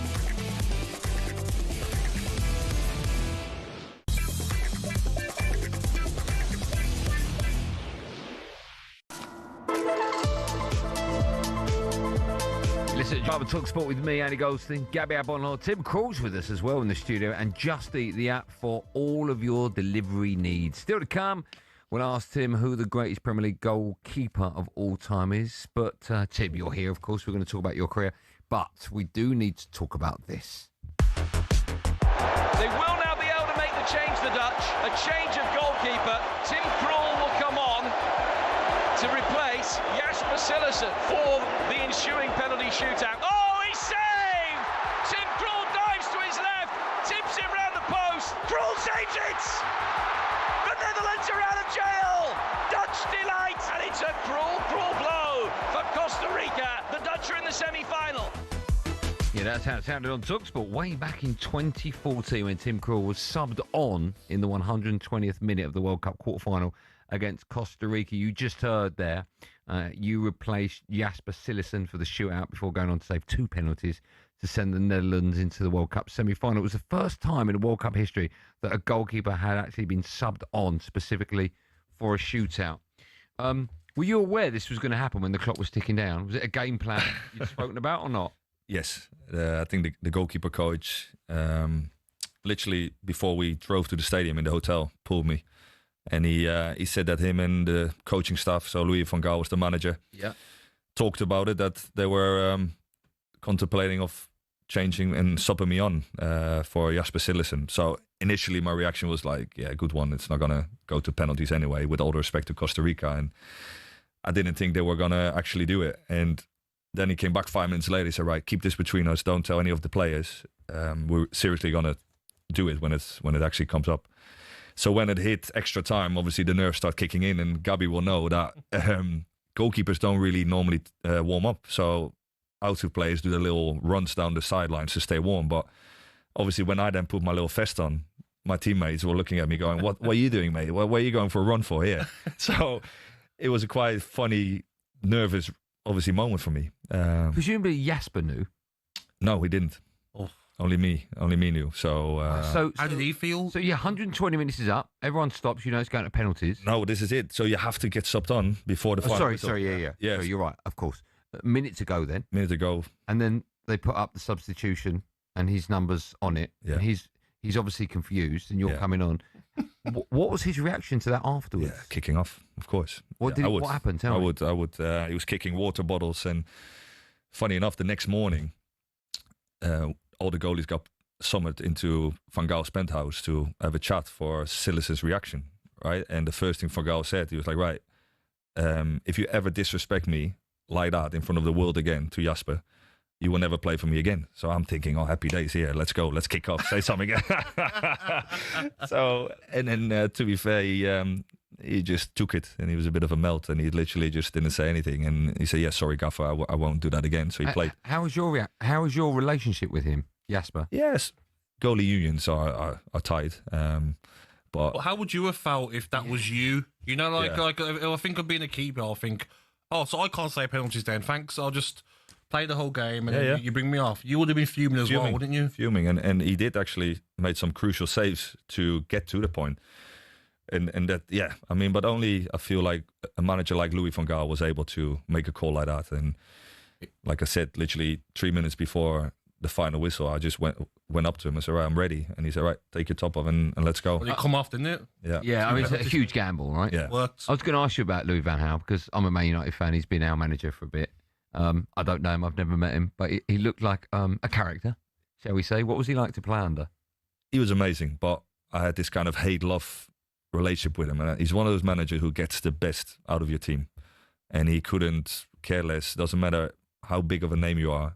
If you don't fit into that kind of team philosophy and winning, he just doesn't select you, or he wouldn't. He's left a few players actually back home for the World Cup just because he didn't think they fit it right in. We saw it in the World Cup, didn't we? With Messi, didn't Messi go over to Van Gaal and Edgar Davids and sort of give them a bit? He wasn't happy, was he? Yeah, well, in that game, you can see he's a legend, Louis van Gaal. You know, he's a successful everywhere he's been. And like I said, it was he could literally wind you up so much that you at a point where you just want to chuck it in and go, I don't want to be selected anymore. But he knew how to push certain players, and yeah, he just had that kind of respect, and there's different kind of managers in the world, and you know that you've played under many before, but some of them just have that kind of aura, and little details. He will make you wait outside his room for 5-10 minutes if he wanted to have a one-to-one, just to make you know that he's the leader, and so listen, I've got nothing but respect to say about him, but he could really wind you up. Were there any can you share any stories about him? There was a story I heard. You've given Gabby a little. There's a story I heard. I won't go into details about it. I'm sure it was at club level where it was half time. He wasn't happy, and to make a point, he dropped his trousers and said something. Are you aware of this story? I'm not going to say it. Okay, I won't say it. No. For so many reasons. But are there any stories about Louis van Gaal that either you saw firsthand that you can share with us? Yeah, I think I need a few more episodes for that, I think. But no, he's a different drink. Yeah, no, he's top notch. He was. I got so many stories on Louis, but he just, like I said. Did he ever give the hairdryer to players? Oh yeah, he did. He would just be. So Wesley Sneijder is probably one of the best players ever to play for Holland, and Wesley hated it if somebody touched his hair because he was quite small. First thing Louis does is obviously touching his hair, and like it's just an irritant. It's just like he just. Gabby doesn't have that problem. Yeah, loads of stuff, and I said one of the stories a couple of weeks ago where you would turn up at the Dutch camp, and by the quality of the room, you kind of knew if you were in the starting 11. So if like he would have the sea view rooms and the suites for the starting 11. Oh no! Oh, he went. Oh no! So I knew some weeks where I turned up, I had the king's room and the lounge. So yeah, he would play mind games, but ultimately he's a winner. Yeah, I have to ask you about being Dutch and playing in a major competition like the World Cup, because when I grew up as a kid, I grew up looking back at the history of Dutch football, and obviously Johan Cruyff being one of the greatest players ever. And then, of course, I remember Van Basten and Ruud Gullit. I just always felt as a football fan that there was so much pressure on Holland, as I knew it back then, the Netherlands, to win the World Cup. Did you, as a player, you feel that pressure? I mean, yeah, Holland, for me, the same. It was a dream to ever represent your country in the World Cup, the Euros. Looking back, those Bergkamps and Van Nistelrooys, like I used to, yeah, incredible. And that's the thing. When I first got called up for Holland, it was in 2011. They just had the World Cup final a year beforehand. So my first game was Brazil away, and playing with players who just played the World Cup final was just all surreal. What a game to make your debut in as well. But these players are. You looked up to the Robins, the Van Persies, the Sneijers, Wow. But in England we have this sort of almost desperation to win the World Cup again. And we've got that song, It's Coming Home, and 30 years of and all that sort of stuff. But we're more now, but we're desperate to. Do you have that same desperate feeling in the Netherlands to win it? Yeah, if you don't reach the semi-finals, it's a failure. That's the demand of the press, the people, and the success the country's had. But they've been so close in 2010, obviously. Robin going one-on-one with Casillas, that was the point, What was it like with that team? Because you sometimes you heard whispers of like, Robin and Van Persie didn't get on, and maybe Sneijder or this player Van der Vaart. Was there ever a little problem there with some of the superstar players? Yeah, loads, and that was I think one of the reasons. But that's the same with England. It's a similar kind of pressure of the press and superstars, players who won Champions Leagues and then have to kind of maybe not play second fiddle as such, but yeah, it definitely, when I first turned up, I was expecting to be coming into a team that was all together and a team spirit, and it was far from it. And my first Euros in 2012 was probably one of my worst experiences in football. It was 5 weeks and nobody got on, and I was like, what's going on here? Literally went for breakfast, did the training, everybody just ran straight to the room, and it was crazy. So seeing firsthand how important that kind of team togetherness, and Gabby can probably allude to that, it's so important. Can I ask, I might have got this wrong, but in 2014, when you then went to the semi-finals, you lost to Argentina, is that right? And that was on penalties? Yes. But you didn't come on, and so I'm guessing because you used up your 3 subs? So it was, yeah. Okay. The rules have changed now. Yeah. You can sub on one on now. So surely that would have been a game plan, like if it goes pens, you're coming back on, but that didn't materialise. Yeah, so Van Persie was injured with 30 minutes to go. So he was struggling, and then Van Gaal had to make a decision to put me on with his last sub or put a fresh Klaas-Jan Huntelaar on. So I could understand till this day that he had to put Huntelaar on for 30 minutes. But I think Van Gaal has said many times that one of his regrets is not able to. Because I went up front, couldn't you? For 30 minutes. Jasper Cillison didn't go up and foul him, did he? One of his own players. Yeah, he's like, you'll be coming off. I ain't coming off the field of play. You'll be coming off. Listen, we've got so much to talk to you about. We've got another 30 minutes with Tim Krul. He's with us. Make sure you stay here. This is Drive on talkSPORT.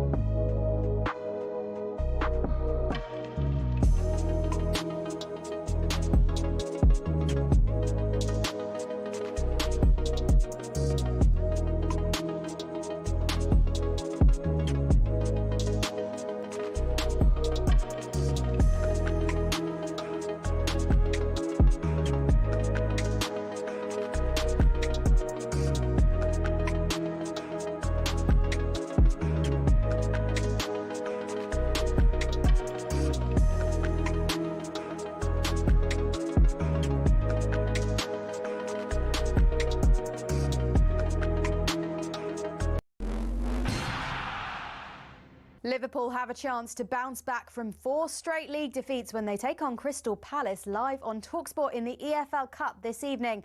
And their former midfielder Charlie Adam reckons the reigning champions need to find their way out of the recent chaos. There's been no rhythm within the team. Kanate's contract situation, which people say it won't affect, but of course it's going to affect the team and what's happening. So there's a lot of going on in that team at the moment where Arsenal have been stable. They've been consistent with what team they've been able to pick. Now, football's lawmakers are looking at introducing a countdown for throw-ins and goal kicks in order to crack down on time wasting. And Martin Keown is all for it. We've got to speed the game up. The restarts, there's just so many of them now. There's got to be a time clock of some sort on this. But with so many deliveries, Jim, we've got to do something to speed the game up. IFAB are also considering changing the rules so VAR can intervene if a player is sent off after picking up an incorrect second yellow card. Over on talkSPORT 2 tonight, Arsenal welcome Brighton. And despite getting some stick for a lack of domestic goals, Bukayo Saka's backed Victor Gyökeres to deliver for the league leaders. I'm not worried. I don't think anyone in the club is worried. And yeah, he's a top player. So yeah, the goals will come. And West Ham have suffered a double injury blow. Centre-back Konstantinos Mavropanos is out for up to 6 weeks with a hamstring tear, while young defender Ollie Scarles needs shoulder surgery. All your latest is at talksport.com.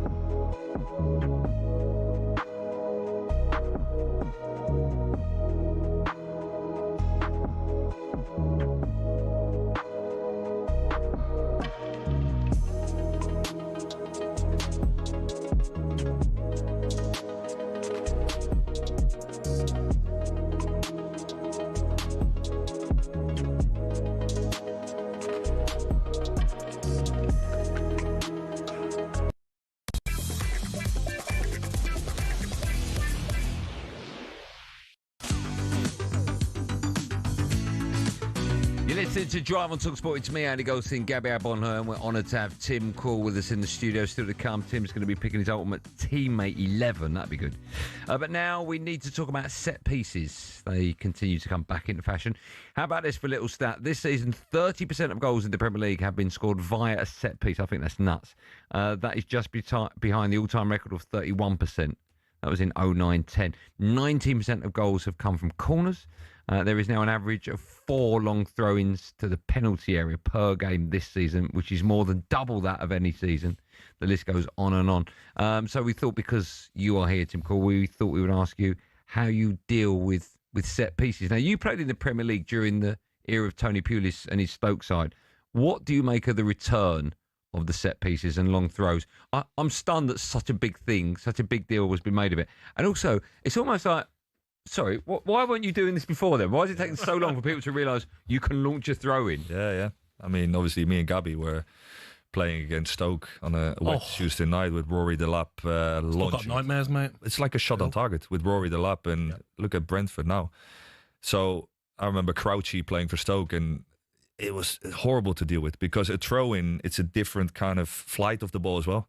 Like a corner is so much easier to read for a goalkeeper. I'm guessing because a corner is starting low and coming high and stays high, like a golf shot. Yes. But with a throw-in, the trajectory is just one level, right? You can throw it hard as well, some of them, aren't they? It's an arrow, and that's just really hard because this is the thing with most managers now, and then especially with my height. I know you're taking a mick out of my height before, but no, I said you were tall. He said you were small. I said that when I see famous people, I revert to being 9. And in my head, when I'm a 9-year-old, goalkeepers are giants, and I look up to them. I remember meeting Ray Clements when I was about 9 and going, "Oh my goodness!" So when I saw you, I was like, "Why aren't you 10 foot tall?" Just 6'4" will do. Well, this is the thing with the managers now. With me being 6'4", they're like, "Right, Tim, come and help us out this afternoon against Stoke." So I ended up going for throw-ins and corners where it wasn't really for me to go. And that's, I think, the marginal gains now, where you see these teams like Arsenal and Brentford. They're unbelievable at it with these coaches, obviously, coming into the coaching staff. But they're horrible. I can see goalkeepers now in the highlights where they go, it's like keepers away, kind of like they don't want to. What do you do then? How do you defend these? Well, you're hoping for your defenders, the centre-halves, to initially deal with it. So if you've got a Virgil van Dijk in front of you, you know he's capable of demanding that box for you.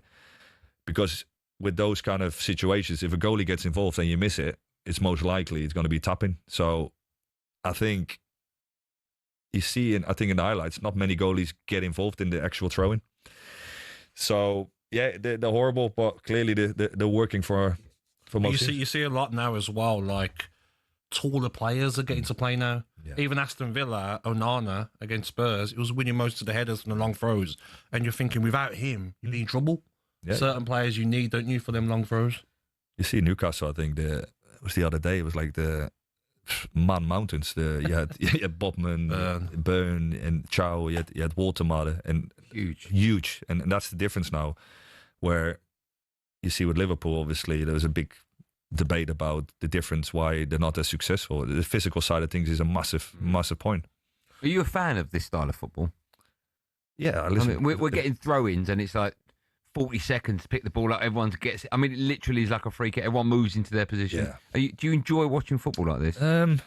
Enjoy is different, but ultimately it's winning, isn't it? So if your team manages to score a couple more goals because of the tactics and the marginal gains, like I mentioned before, corners. I mean, look at Arsenal. Like going 1-0 up by a set piece is major now. Set pieces win your trophies.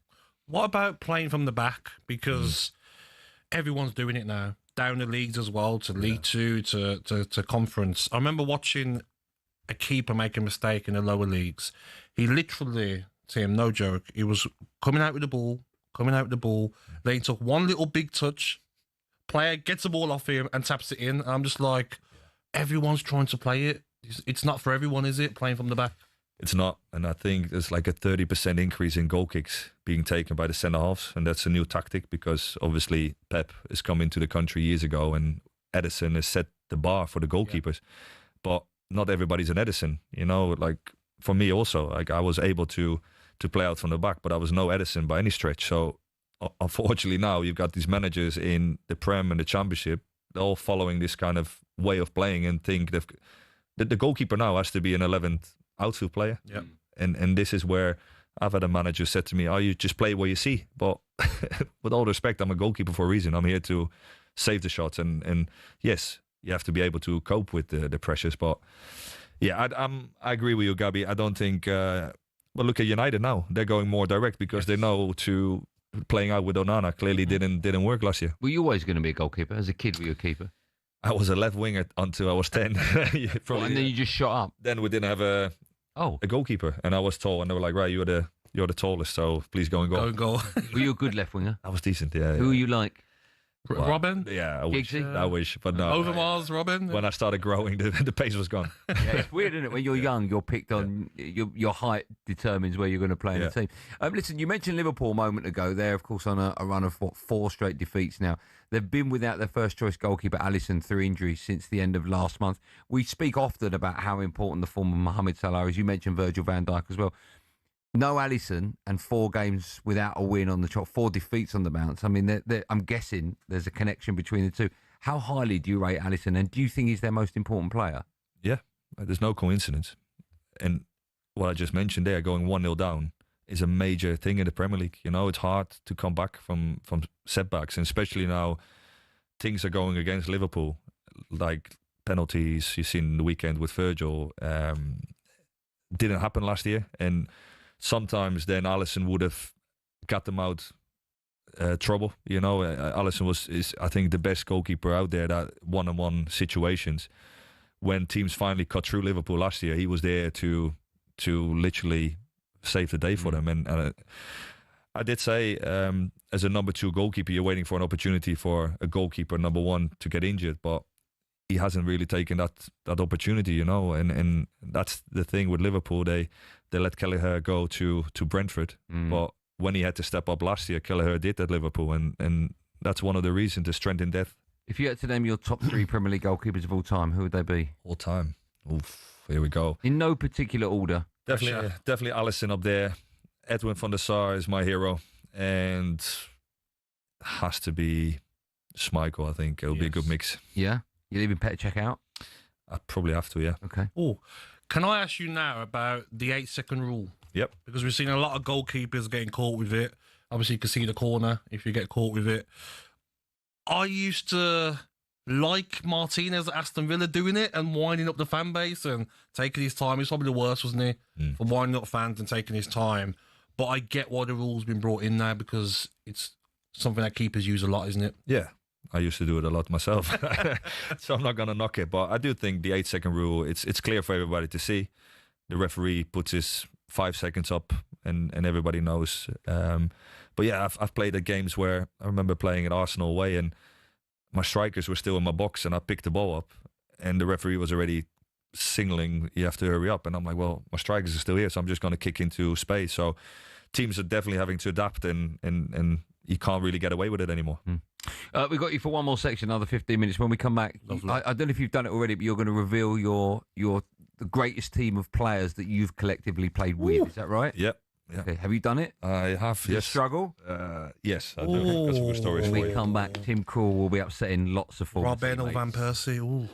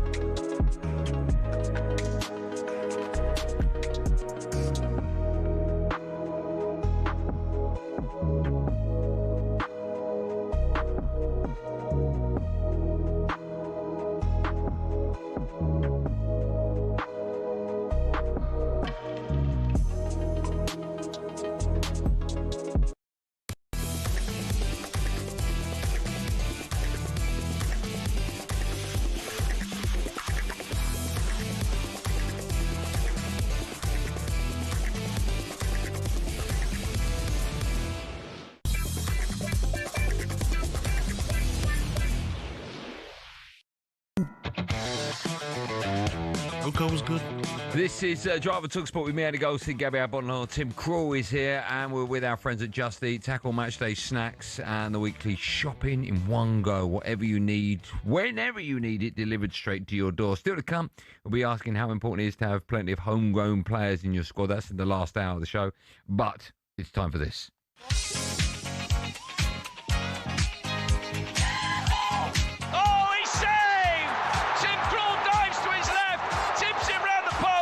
It takes a deflection. What a save by Krul. And it's saved by Krul again.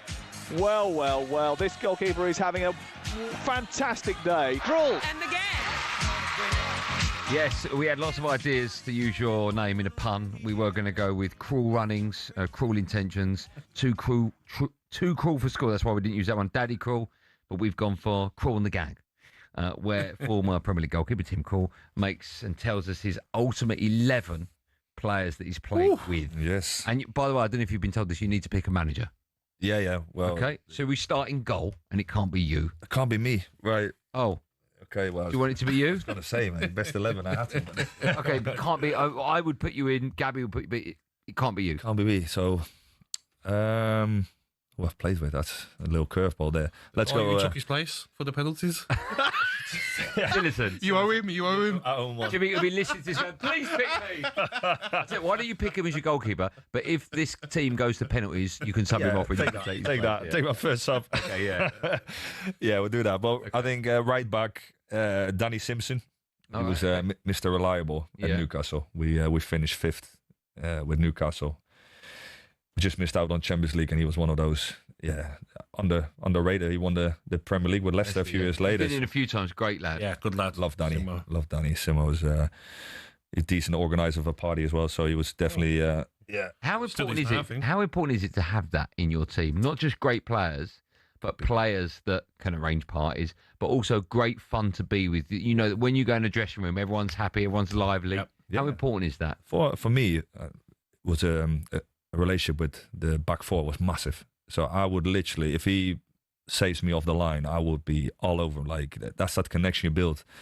And if you can get on with players off the field as well, that relationship is even stronger on the field. So for me, that was massive. Yes. Sure. Okay. So Danny Simpson right back. Simo, Stephen Taylor, one of my good friends, centre half.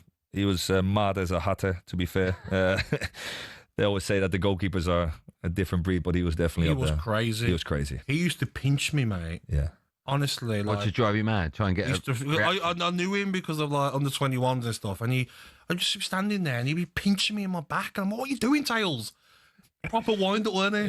He was the local Geordie joker as well. Underrated or not? I mean, loved by Newcastle fans, right? A good player. He's done well. Yeah, he's done well in Newcastle. He played many games there, many years. So. Who's he alongside? Virgil van Dijk, just a little one there. Pressure Tails. Yeah. One of the great centre halves we've seen in the Premier League. Definitely. Because there have been some great ones, right? Yeah, and it's. I think it's harsh to kind of try to say Vidic or Rio or Terry. I mean, Virgil is up there with the best, and sometimes you don't appreciate players where they're still playing, and you probably look back in a few years to come. But he's up there, and he made his first international debut game playing for Holland, where I done my ACL. So he was one of those things where it's funny how careers can go, you know. Can I ask, when you see a player for the first time, I don't know if you remember the first time you saw Virgil, can you instantly say he's going to be a top player? He had that kind of aura, but I think it came year by year, that confidence. So at Celtic, I think really kicked him on because he was winning every week, and he started believing how good he was. Then he went to Southampton. Yeah. Had another really couple of good seasons, and then obviously Liverpool. So he's on the right way, because he could have gone into a big team maybe too soon, and it might have not really worked. Okay. Fabrizio Colocini. Can you remember Colocini? Yes. Our Argentinian warrior. So what formation are you playing, by the way? I put Steven on left back, so play 4-4-2-3. 4-2-3-1. Okay. Yeah, just take it. He was one of those top warriors. He was an animal, and as a goalkeeper, you want your centre half to put the body on the line. Were you ever asked by any manager at any level about defenders playing in front of you, i.e. he wasn't sure about which one was going to make the first team? Would he ever come to you and go, look, who do you prefer playing in front of you? They should have. Oh, I think that relationship's so important. Yeah, you would never ever ask your opinion. No. Okay. No. I've played behind a few players that should have not played. But, who would they be? Yeah. No. Okay. Midfield? Yeah, midfield. Čech Tiote. Can you remember? Yes. Čechy. Obviously gone far too soon, but he was one of the hardest players I played with. He used to tackle his own players in training, like knee height. It was crazy. Oh my! Yeah, it was. He was dangerous. The manager would have put his hair out, because on a Friday he would literally kick Cisse. Some screamers as well. Čechy, very good on the ball. Yeah, he scored that amazing legendary one against Arsenal, the 4-4, the volley. So then we having Wesley Sneijder, I mentioned him before. He's the magician, mid of the park. Yeah, best left and right foot player. Another what that you've ever played with? Ever played with? Really? Literally would take corners, left-footed and right-footed. Yeah, Did he prefer one? Do you know? Right-footed, but he was able to just literally curl it in, and the power. He was frightening, that good. And then obviously Robin coming in on his left, magic left foot. Nice guy. Top guy. He looked it. Iron Robin is probably one of the most professional ones. Probably over professional. And by that you mean what? He'd turn up early and leave late? No, just more like always wanted to be the ultimate fit. So if he felt a little hammy or whatever, he was always worried, and he missed out on a few games where he was always towards the end. He was unbelievable. The way I used to play with him on video games. Yeah. Rob, you're not tackling me. Cutting in left foot goal. Watching him as a player just for Bayern Munich, Ribery on the opposite side. Wow. Well, probably underrated, Robin. Oh, I don't know. Legendary. Chelsea was frightening. Bayern Munich, Bayern Munich was great. Obviously Holland, where he the 5-1 against Spain, he literally destroyed Sergio Ramos. Yeah, his close control was outrageous. But he was quick, weren't he? He was fast. Yeah. Quicker with the ball than without the ball, Yeah, probably. it's true, yeah. It's true. Okay. Top. Another left footer, Hatem Ben Arfa. He was another gifted player at Newcastle. I remember him. He used to go went on a run for like 80 yards, and but funny story about Hatem though, he just couldn't really rely sometimes. So reliable international break would just not turn up 3-4 days late, and everybody's like, "Where's Hatem?" And then he would turn up with a handwritten doctor's note saying that he wasn't fit enough to travel back to Newcastle. So it's one of those things where he get hold of the doctor. Yeah, I think it was one of those. I got a letter of my mum, but was it his handwriting, the doctor? It looked like it. Okay, So yeah, I think he was a headache for the manager, but he was that special player that, as a team, you had to accept his weirdness, because he was that good and he was able to change games for you. But yeah, he was capable of coming up with some. Okay. Where are we up to now? How many you got left? I think I've got one more. That was. So can I ask, beforehand in the break, I mentioned to you about Frankie de Jong, and you haven't put him in. I know. Can he play up front? Well, no. I was going to ask you how good a player he is, because United were always linked to him under Erik ten Hag. Frankie's probably up there with the best players. Yeah? Yeah. I had to put Czech Tiote in, obviously, because he is my boy, but Frankie is definitely up there with the best CDMs, and I played with him at Ajax under 21s. I remember coming back from injury, and the under 21 Ajax team was Frankie de Jong, De Ligt, Justin Kluivert, Nasser Uri. Oh my goodness! Dolberg. Is unbelievable how they. Ajax is known for their academy, but yeah, I remember playing it at under 21 game, going, my goodness, if that's the level.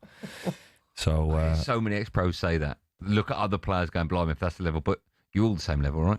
I know there's a tiny difference, but you're all in that 0.01% that have made it. I remember my under 21s. We lost in the final of the tournament. Ozil and Khedira. Mm. And you're just like, and you look at their careers now, you're like, no wonder I couldn't get anywhere near them. Yeah, top.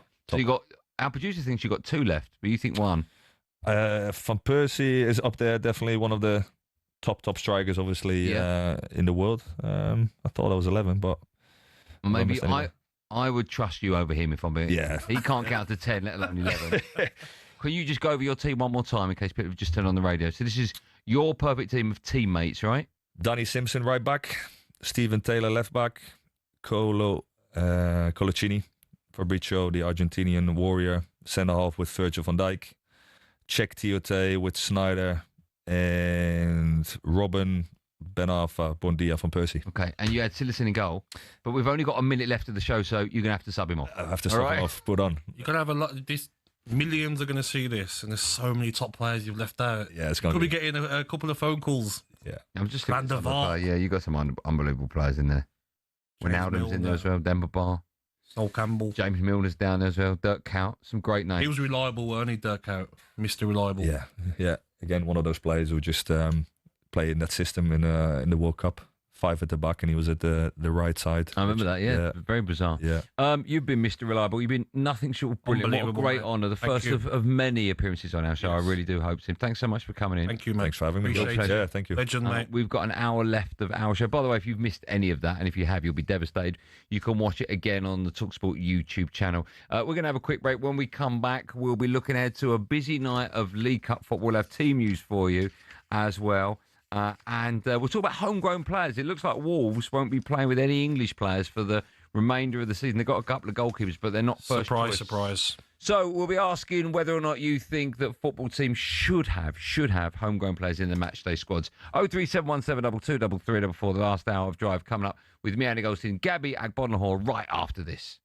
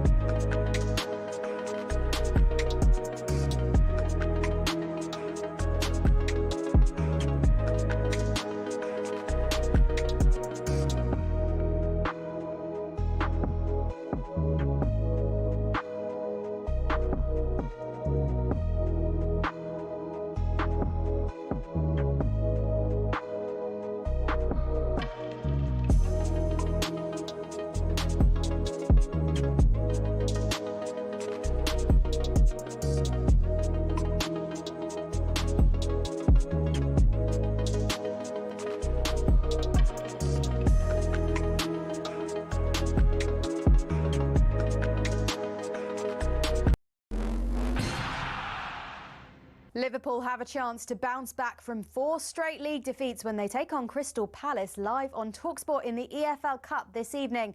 And their former midfielder Charlie Adam reckons the reigning champions need to find their way out of the recent chaos. There's been no rhythm within the team.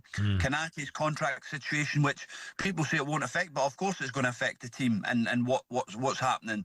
So there's a lot of going on in that team at the moment where Arsenal have been stable. They've been consistent with what team they've been able to pick. Now, football's lawmakers are looking at introducing a countdown for throw-ins and goal kicks in order to crack down on time wasting. And Martin Keown is all for it. We've got to speed the game up. The restarts, there's so many of them now. There's got to be a time clock of some sort on this. But with so many deliveries, Jim, we've got to do something to speed the game up. This after it was revealed that Brentford took 9 minutes and 18 seconds to take just 10 throw-ins against Liverpool. IFAB are also considering changing the rules so VAR can intervene if a player is sent off after picking up an incorrect second yellow card. Over on talkSPORT 2 tonight, Arsenal welcome Brighton. And despite getting some stick for a lack of domestic goals, Bukayo Saka's backed Victor Gyökeres to deliver for the league leaders. Victor's playing really, really well. I think he's settled in well into the group and into the team. And the goals will come. I'm not worried. I don't think anyone in the club is worried. And yeah, he's a top player. So yeah, the goals will come. Eden Hazard has become the latest former star to be inducted into the Premier League Hall of Fame. And ex-Chelsea defender Jason Cundy had this to say about the Belgian. He's a special player. He's the best. The best I've ever seen in a Chelsea shirt. For me, I know there'll be older fans that will look back at Charlie Cook and P. Osgood and even just before that Zola, but the best player I've ever seen in a Chelsea shirt. Best you've ever seen. Yes. One of the greatest road sprinters of all time, Mark Cavendish, has told us it's a cliche, but you can achieve anything with hard work. There'll be people who have it easy if they're talented, but the harder you work, the better you get, and you work hard enough, you do whatever you want. And West Ham have suffered a double injury blow. Centre-back Konstantinos Mavropanos is out for up to 6 weeks with a hamstring tear, while young defender Ollie Scarles needs shoulder surgery. All your latest is at talksport.com.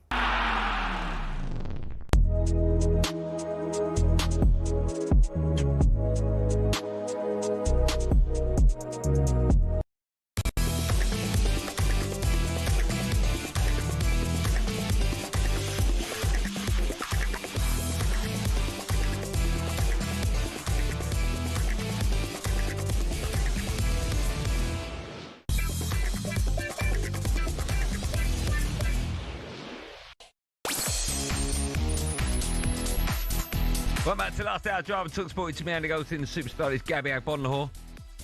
You right, Gab? Mate, he's a superstar. There's a little pause there because usually this is not.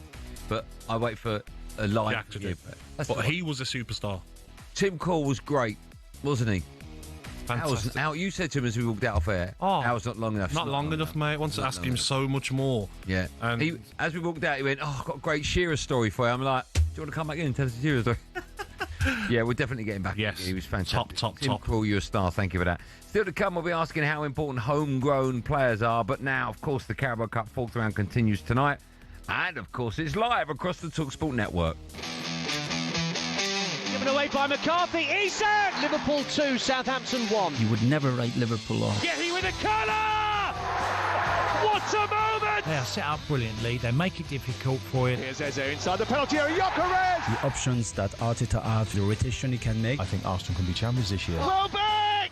And he hits the back of the net. It's Danny Welbeck. Bruno Guimaraes gets above the marker and heads the ball in at the far post. There's a lot to be excited about for Newcastle fans. Goodis comes back in on his left foot, draws the ball down low to the left and produces a brilliant finish. No reason why they're not going to win FA Cups and League Cups. And tucked in! Santi Bueno! It's a really difficult job for Vitor Pereira. Having scored twice in 90 seconds to turn it around at the beginning of the second half. Chelsea will know that they've been in an epic cup tie here, but it is one that Chelsea have won. Lincoln 1, Chelsea 2.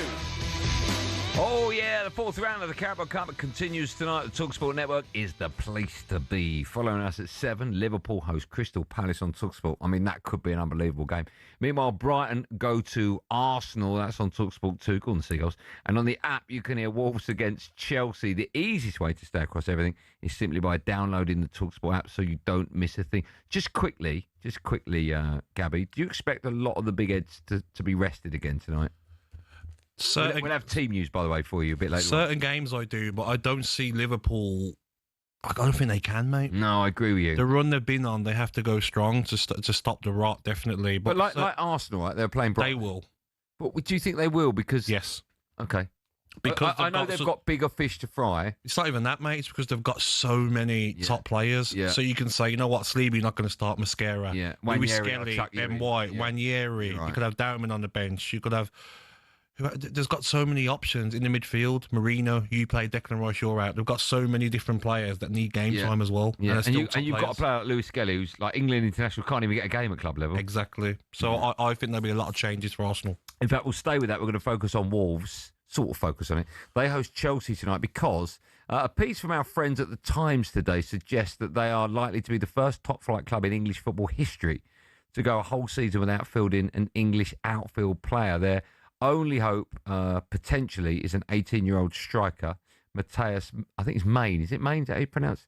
Mane, excuse me, who is in the squad but has played just once in the Premier League. That was an 89th minute sub. That was last season. Mane's yet to even appear on the bench in any competition this season. So that got us thinking, how important is it to have homegrown talent in your squad? I think sometimes they can complicate the homegrown because, say, if you've been in the academy since young, you count as homegrown even though you're not English. Yeah. So if we say English players, obviously we've got Sam Johnston, the goalkeeper, but apart from him, nobody else. And I don't like it. I've been saying it for a number of years now, and then Wolves fans will say, don't worry about us, Gabby. We've got maybe a lot of Portuguese players that come in. But what does it say to academy players?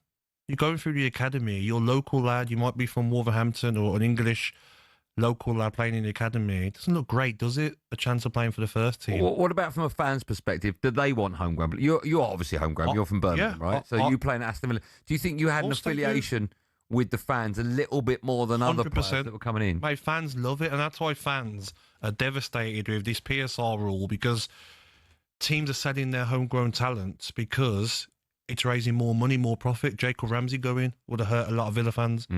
But what I don't like about Wolves is, how can you have one who's your goalkeeper?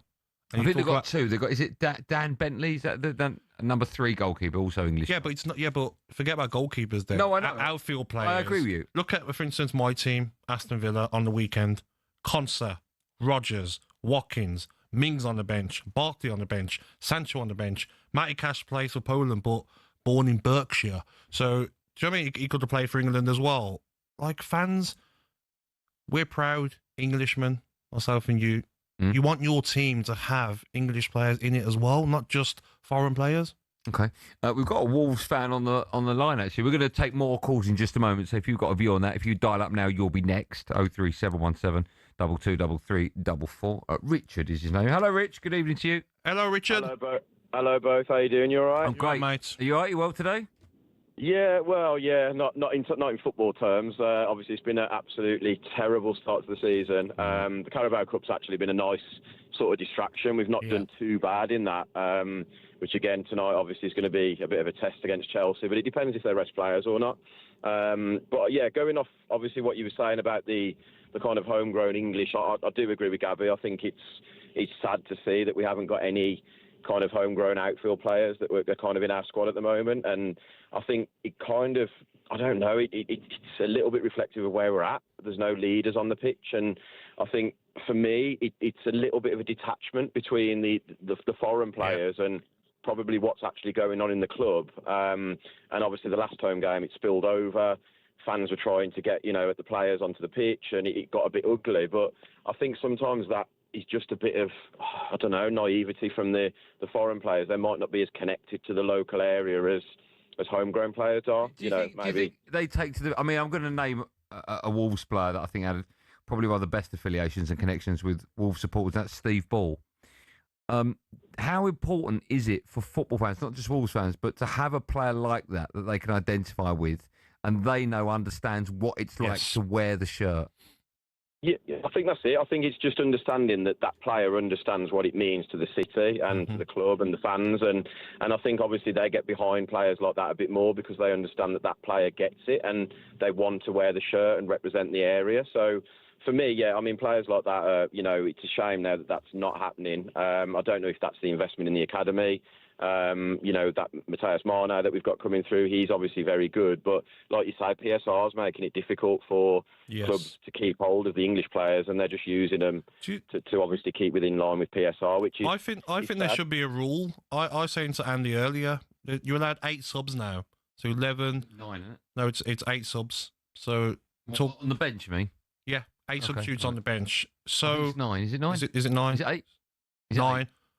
8. Which one is it? If it's 8 or 9, whatever it is, you should have at least 4 English-born players in that 18 or 19. In the match day squad? Yes, in that 18, 19, at least 3 to 4, I would say, is fair. But let me ask you, Richard, are you still there? Yes, still Richard, here, is it enough to have homegrown players on the bench, but you don't see them on the field? Is that enough for you, or do you need to see them in the 11? I would personally like to see a couple in the 11, to be fair. I think, as I said, they wear the heart on the sleeve. And I'm not saying that the players, foreign players don't do that. But, again, I do think there's a massive detachment now, especially in the Premier League, between fans players and the local area. And as I said, I think when you've got English players in there, you know that they get it, they understand, and they do wear the heart on the sleeve. So, I think there is a need for us to get that. If we become that team to get that record, it's not what I'm going to be proud of, to be honest. Okay. So, Just while I've got you, a quick word about Wolves. I won't ask what you make of their season so far. We know the answer to that. Brendan Rodgers just left Celtic. He was linked to your club, but that's not going to happen. Your manager signed a 3-year deal about 42 days ago. Is he still the right man for the job? I think no. I mean, obviously, I think with Wolves, it doesn't matter if the manager signed a new deal yesterday. I think, they've proven before with Gary O'Neill, they'll just, if they want to get rid, they get rid. Yeah.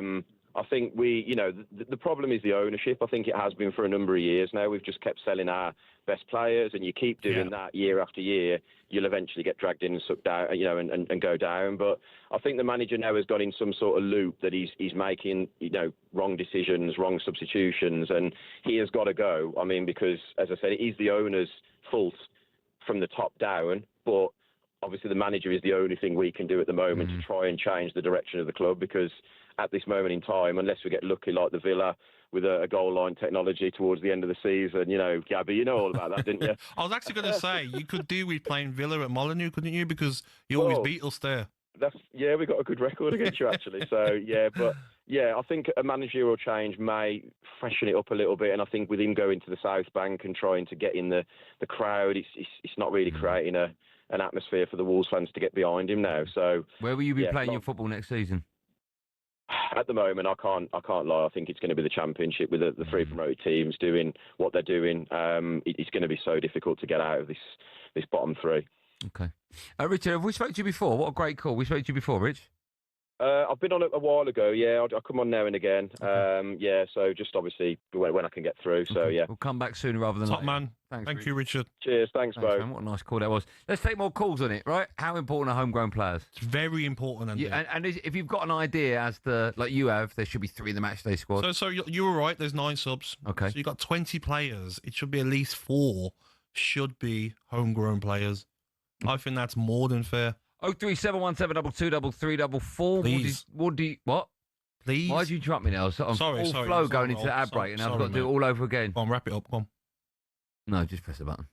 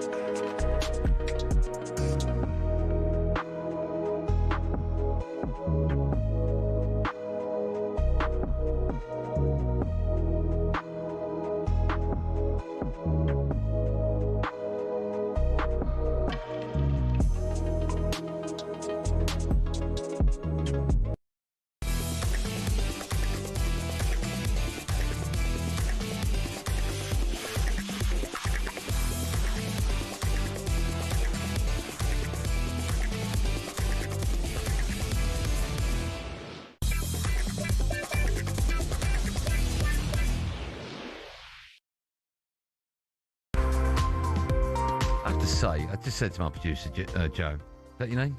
Yeah, Joe. I just said to him, sorry.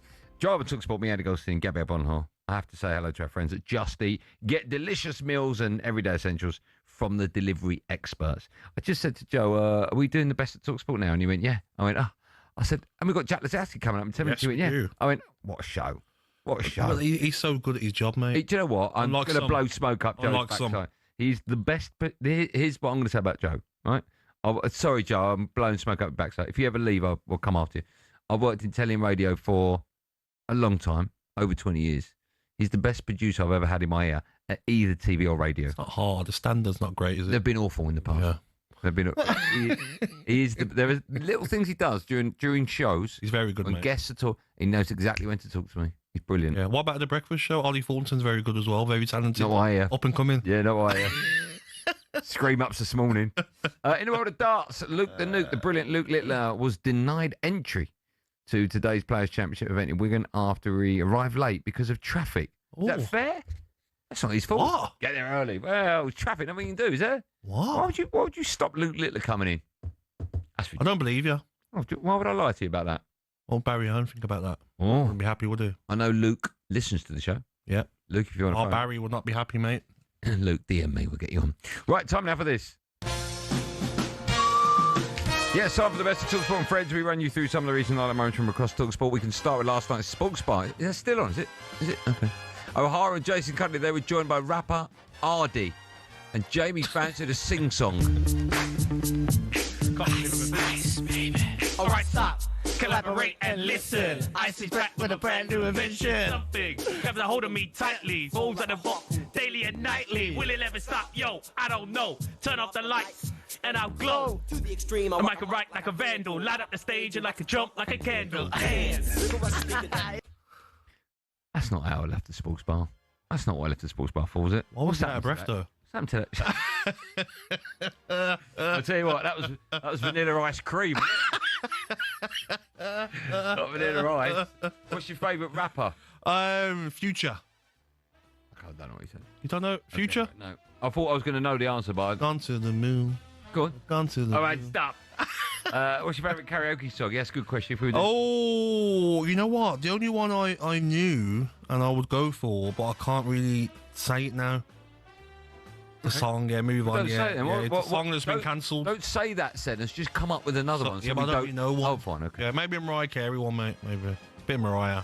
I can live. Yeah. If you had to do a duet with one person that talks sport, who would it be? Andy McCoy's definitely, because he likes my music as well. Can he sing? Yeah, he can, mate. Yeah, he can do everything. So absolutely. Love that man. Jamie's going to be back alongside the storyteller Dean Saunders tonight from 10.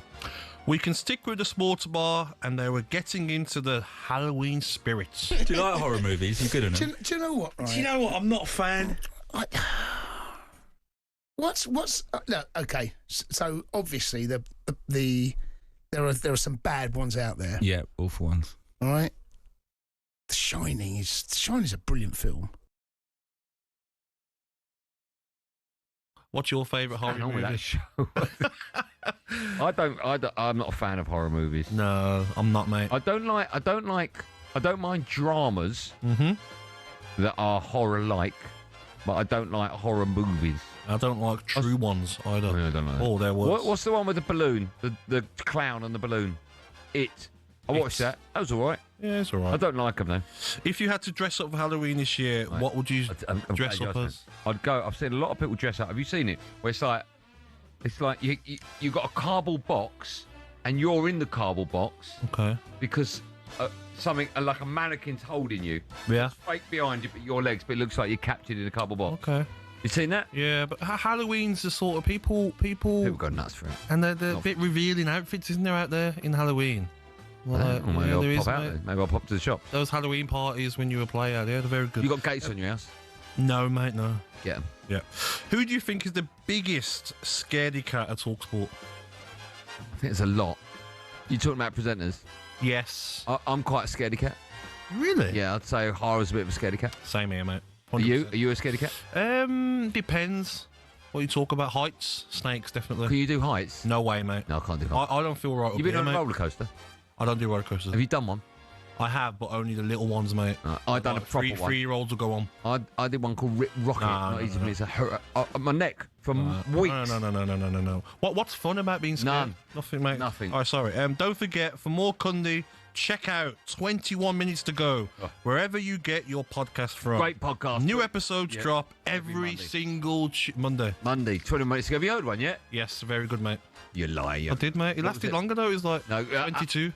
No, I had it thing bang on 21. Let's finish with Jim White. It was alongside Martin Keown this morning. They ran into cycling legend Mark Cavendish in the green room before the show. He had to endure listening to Martin Keown telling him just how difficult it is to cycle in a bus lane in Oxford.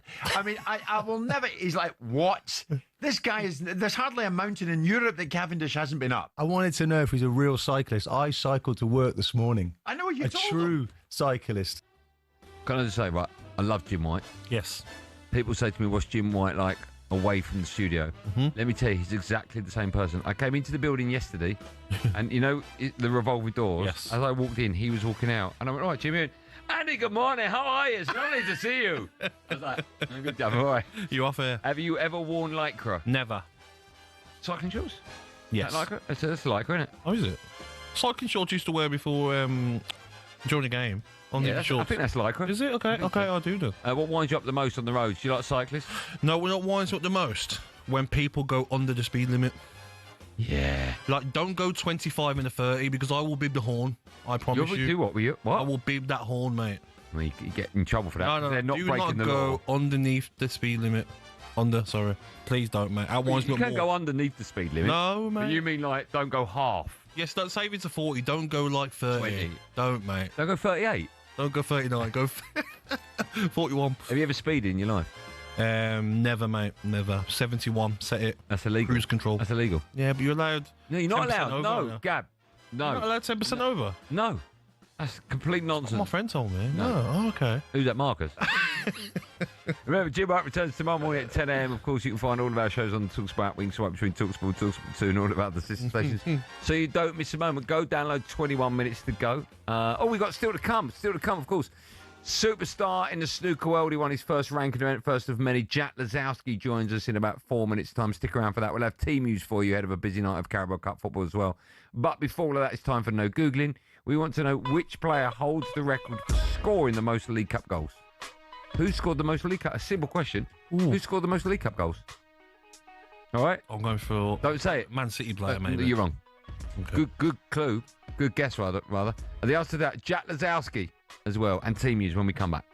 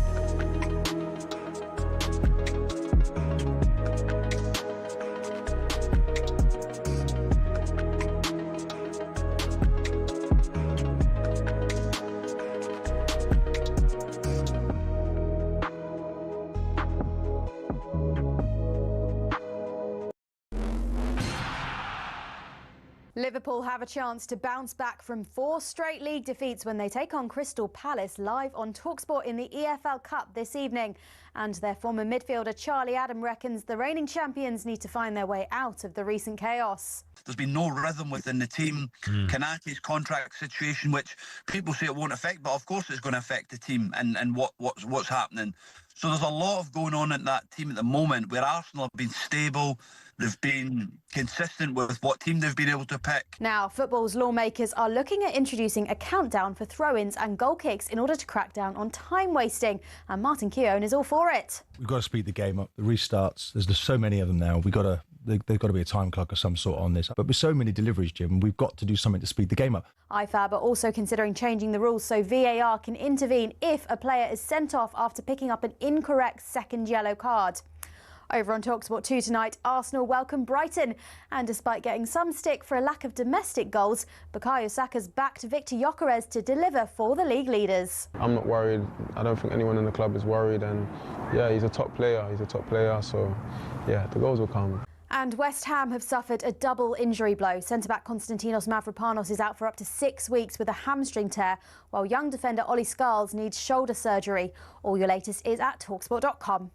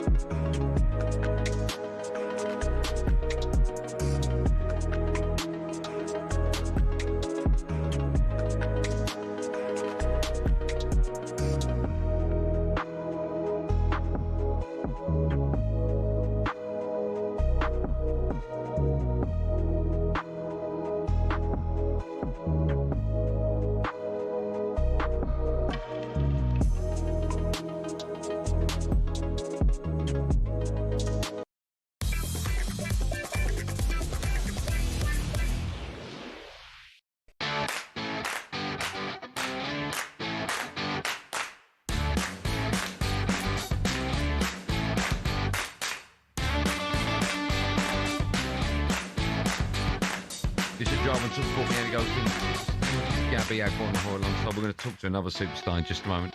Before we do, let me give you the answer to the question. Which player holds the record for scoring the most League Cup goals? Oh, hold on. Final. I missed that word. Sorry, everyone. Was that a very Man City player, Aguero? Final goals. Didier Drogba. Close. Scored in 3 League Cup finals. Sorry, everyone. Oh, Goldstein. Sorry, I forgot. Follow us at 7 Adrian Durham hosts a big old night of League Cup action with 3 live commentaries across the talkSPORT network. We're going to bring you all the team news as soon as we get it. I'm just looking at my producer who will nod. He's not. We're going to turn our attention now to. Right. So Jack Lisowski's meant to be on our show. I just phoned up Jack and I went, "Will you pick the phone up?" He went, "Yeah." Have you tried him? Is he not picking up? All right, let's call him. Right, no, let's call him again. Let's call him on air, yeah. Right. Yeah. Go on. Oh, you're trying to get through. Jack, can you pick up your phone? We'll speak to Jack Lisowski in just a moment. Let's have a look at tonight's games. We can do that anyway, shall we? Yeah. Do you know the games? Let's talk about... Don't make me laugh. Let's talk about Liverpool Palace. He's thrown me under the bus, the producer, isn't he? Go on, I'll go. Liverpool Palace, Andy, is a big game. That's live on talkSPORT. Liverpool Palace. Yeah. All right. Yeah, I'm saying it's a massive game. Oh, yeah, it is a massive game. Yeah. Now, I asked you early on whether or not you think Liverpool will rest players. I don't think they will, mate. I think they will. They have to. No, I don't, mate. I really don't think they will because Palace won't. I'll tell you that now. They'll have they'll be dying to win more silverware. Mm. You don't think so? Yeah, go on. I'm listening to you. Oh, sorry. Yeah, I think Crystal Palace will be playing a strong team. I don't see them making any changes. I feel like Sarr will play, Mateta will play, Wharton, Gahey. I think at Liverpool, maybe 1 or 2 little changes, but I see Salah starting. I see Ekatike starting. I see Van Dijk starting. Hold on. Hold on. Sorry. Have you got him, Joe? He's not picking up. Right, hold on. Right. Oh, okay. I was going to phone him. Let me just phone him. It'll take 5 seconds, Joe. Then he'll pick the phone up and I go, "What you do, Jack?" It's right. Sorry, hold on. All right, hold on. I just spoke to him and he went, "Yeah, I'll pick the phone up." And he's not picking the phone up. It's Jack Lisowski. You alright, mate? Jack, we're trying to phone you, but you're not picking your phone up. It's not answering. It's not ringing. Oh, okay. Well, we'll try to What get... have you got? This? Yeah, this one. 075. No, don't call it out. You're on air, Jack. You're on air. I'm calling you on there now. But we're good. We'll call you straight back, right? Can't I just stay on this one then? On this line? No, no. We can't really hear you that well. Put the phone down and pick it up when it rings in 2 seconds, all right, Jack? All right. All right, wait there. Jack, well, don't wait there. Pick the phone up. Need to give his number out. Jack Lisowski will be joining us in a moment, but before he does, Adrian Durham hosts live commentary of Liverpool against Palace in the Carabao Cup. Team news for that is in. Let's hear more from Jim Proudfoot. He's got all the details. Jim, good evening. Well, Andy, it's an extraordinary team that Arne Slot has picked tonight. 10 changes to the side that was beaten at Brentford. No thoughts of the first 11 playing their way into form. Only Kirkes is retained. Elsewhere, a first Liverpool appearance in nearly 3 years for Calvin Ramsey. Debuts for Kieran Morrison and Freddie Woodman. A third start for Ngamoa and a fourth for Trey Nyoni. None of the 10 left out of Saturday's team are even on the bench. For Palace, 5 changes to the team beaten by Arsenal. It's mix and match, but it's still strong. So this is the Liverpool side. Woodman, Ramsey, Gomez, Robertson at centre-half, we understand, and Kirkes, McAllister, Endo and Nyoni, Morrison, Chiesa and Ngamoa. 6 of the 9 subs have never played for the club, and the other 3 have only played 9 games between them. So the Palace side, Benitez in for Henderson in goal. Cambo's in for Richards as centre-half alongside Lacroix and Gahey. Munoz, Kamada, Hughes who replaces Wharton, and Sosa who's in for Mitchell. Then Sarr and Pino in behind Eddie and Ketia. And Charlie Adam is alongside me for a much-changed Liverpool, hoping to avoid a 5th successive defeat to English opposition, taking on Palace at 7:45. Very bizarre. Thanks, Jim. I'm surprised at that. Wow. I mean, that's 16. That just tells you everything you need to know about where this is on the list of priorities. Of course, but I just look at the record. Lost the last 4 in the last 5 games. I thought he would have went a lot stronger. To say that 10 of the players that started the last Premier League game aren't even on the bench.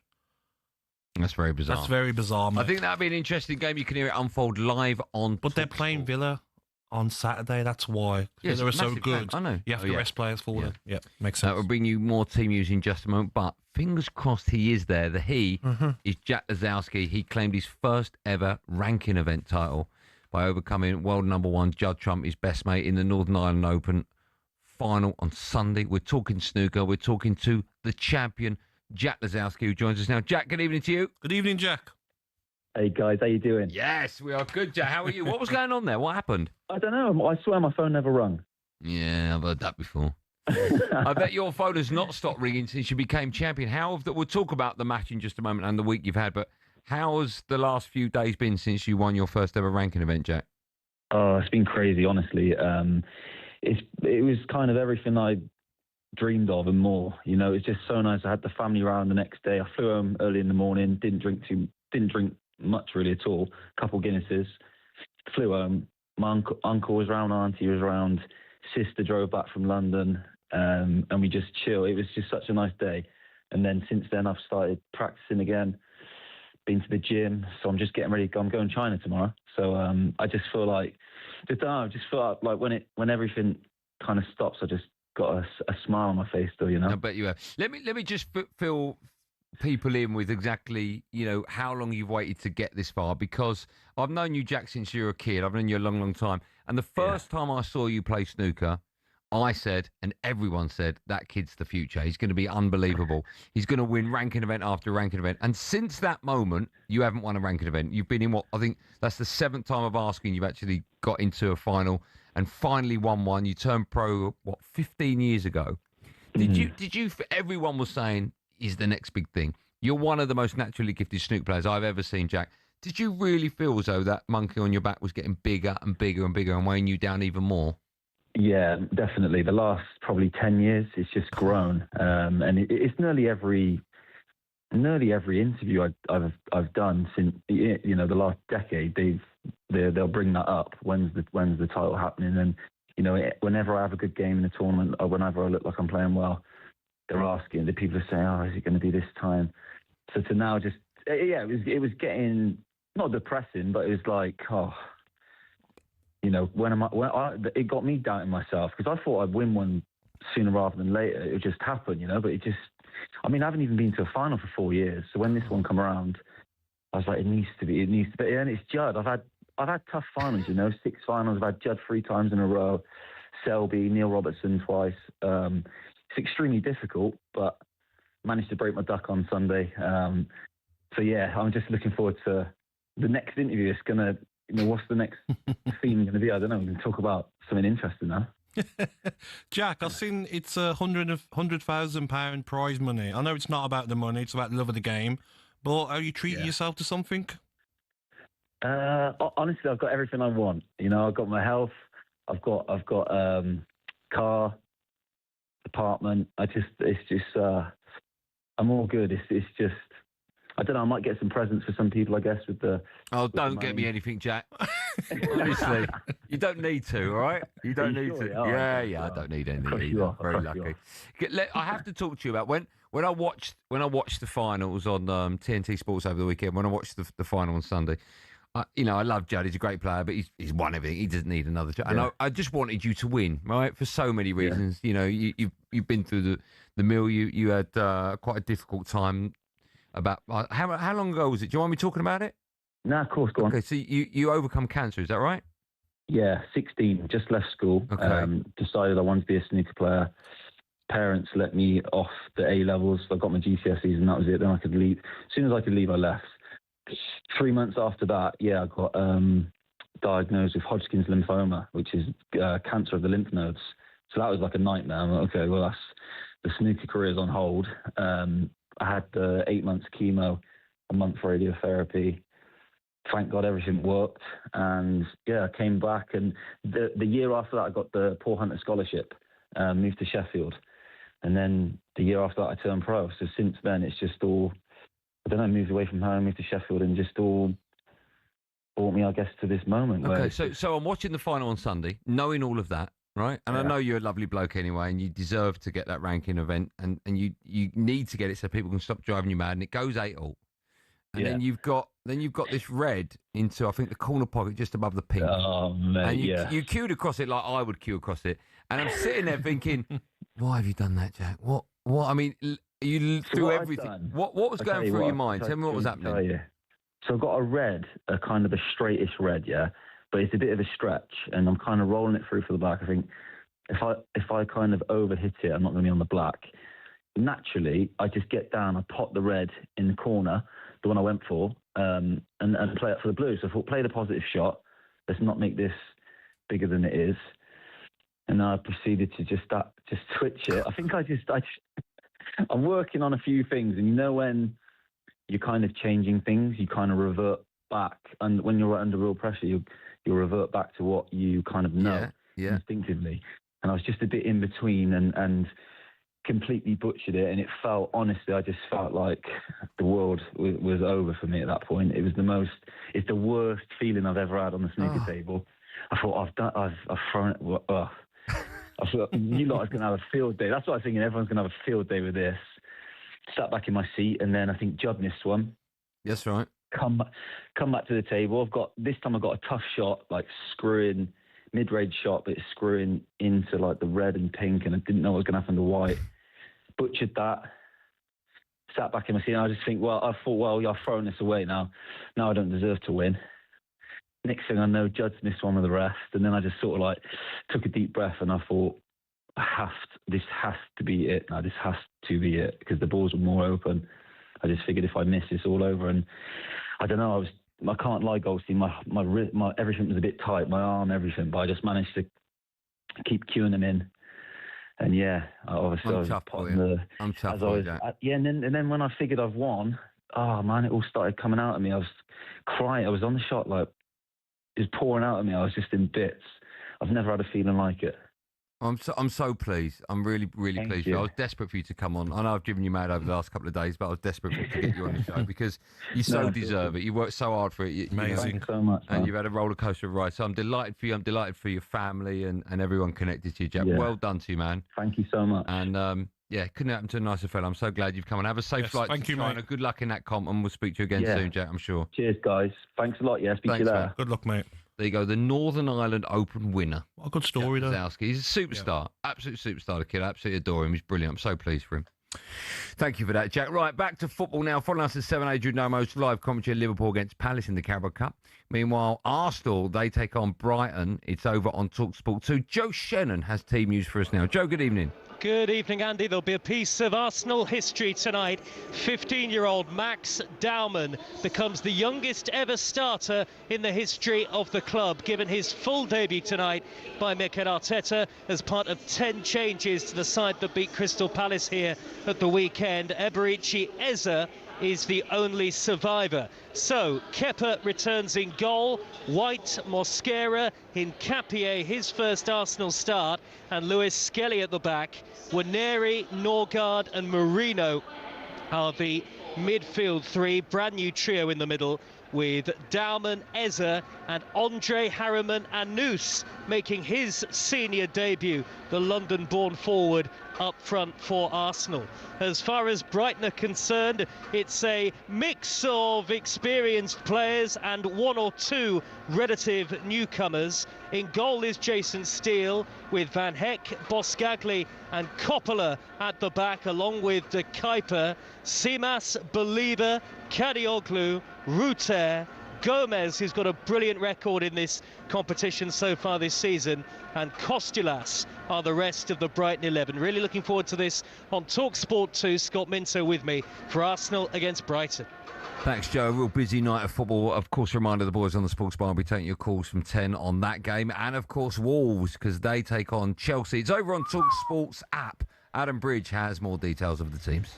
After Sunday's defeat against Burnley, 11 changes in total for Wolves. Everyone's gone. 6 of those that played at the weekend are on the bench. So it's Sarr in goal. Looks like a back 5 tonight of Chachoa, Doherty, Mosquera, Agbadu and Gomez, with João Gomez and David Wolfer in midfield, and then Hwang, Arakadere and Lopez up front for Wolves. As for Chelsea, there are 10 changes from the side beaten by Sunderland, but unlike Liverpool, they've gone in big on the bench with all the usuals: Cucurella, Caicedo, Neto, Pedro, etc. there, and Liam Delap back from injury. The only survivor from that defeat on Saturday is Achimpong, who's in central defence. They line up with Jorgensen in goal, a back 4 of Gusto, Achimpong, Toysin and Hato.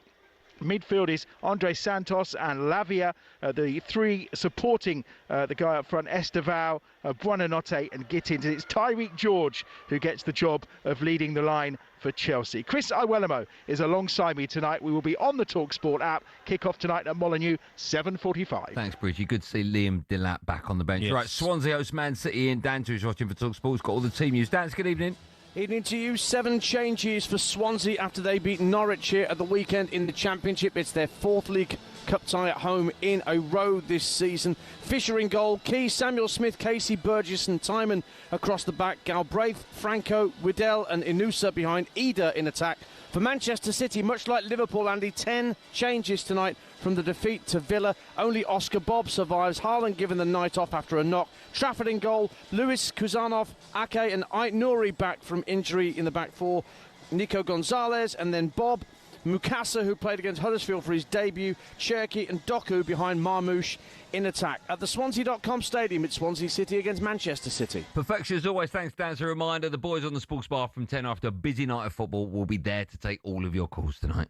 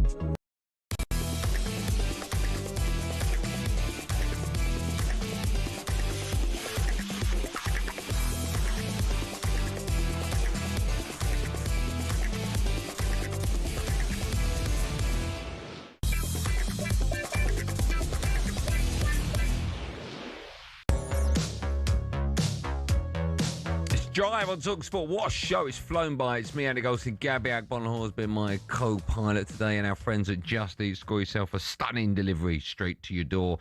Following us at 7, the GOAT that is Adrian Durham hosts live commentary of Liverpool against Palace in the Carabao Cup. Big night of football. Can't wait for that. One more. Billy has joined us in the studio. Evening. You've been...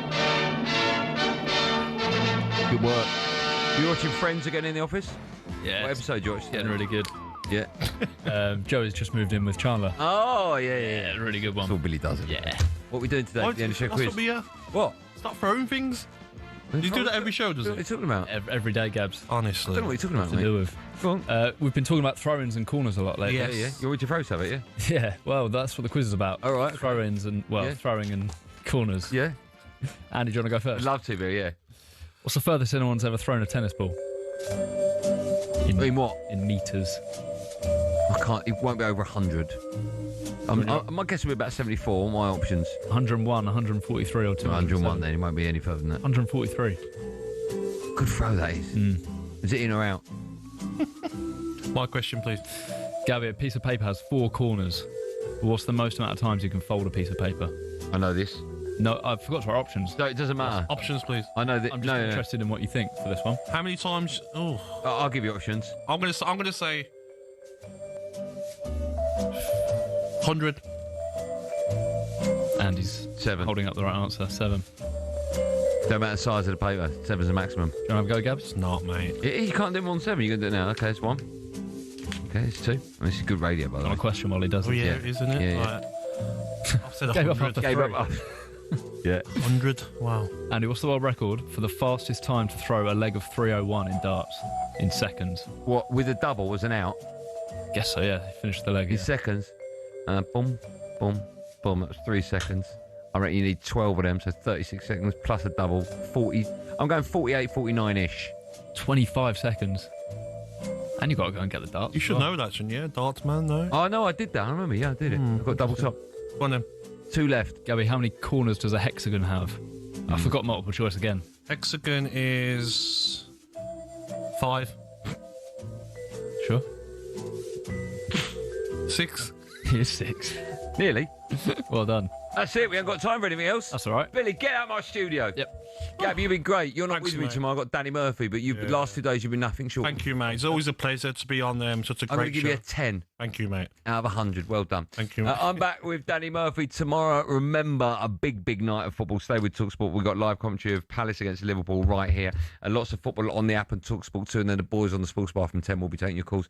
Thanks for staying with us. Thanks for listening. Have a lovely evening. Be safe, everyone. Be safe.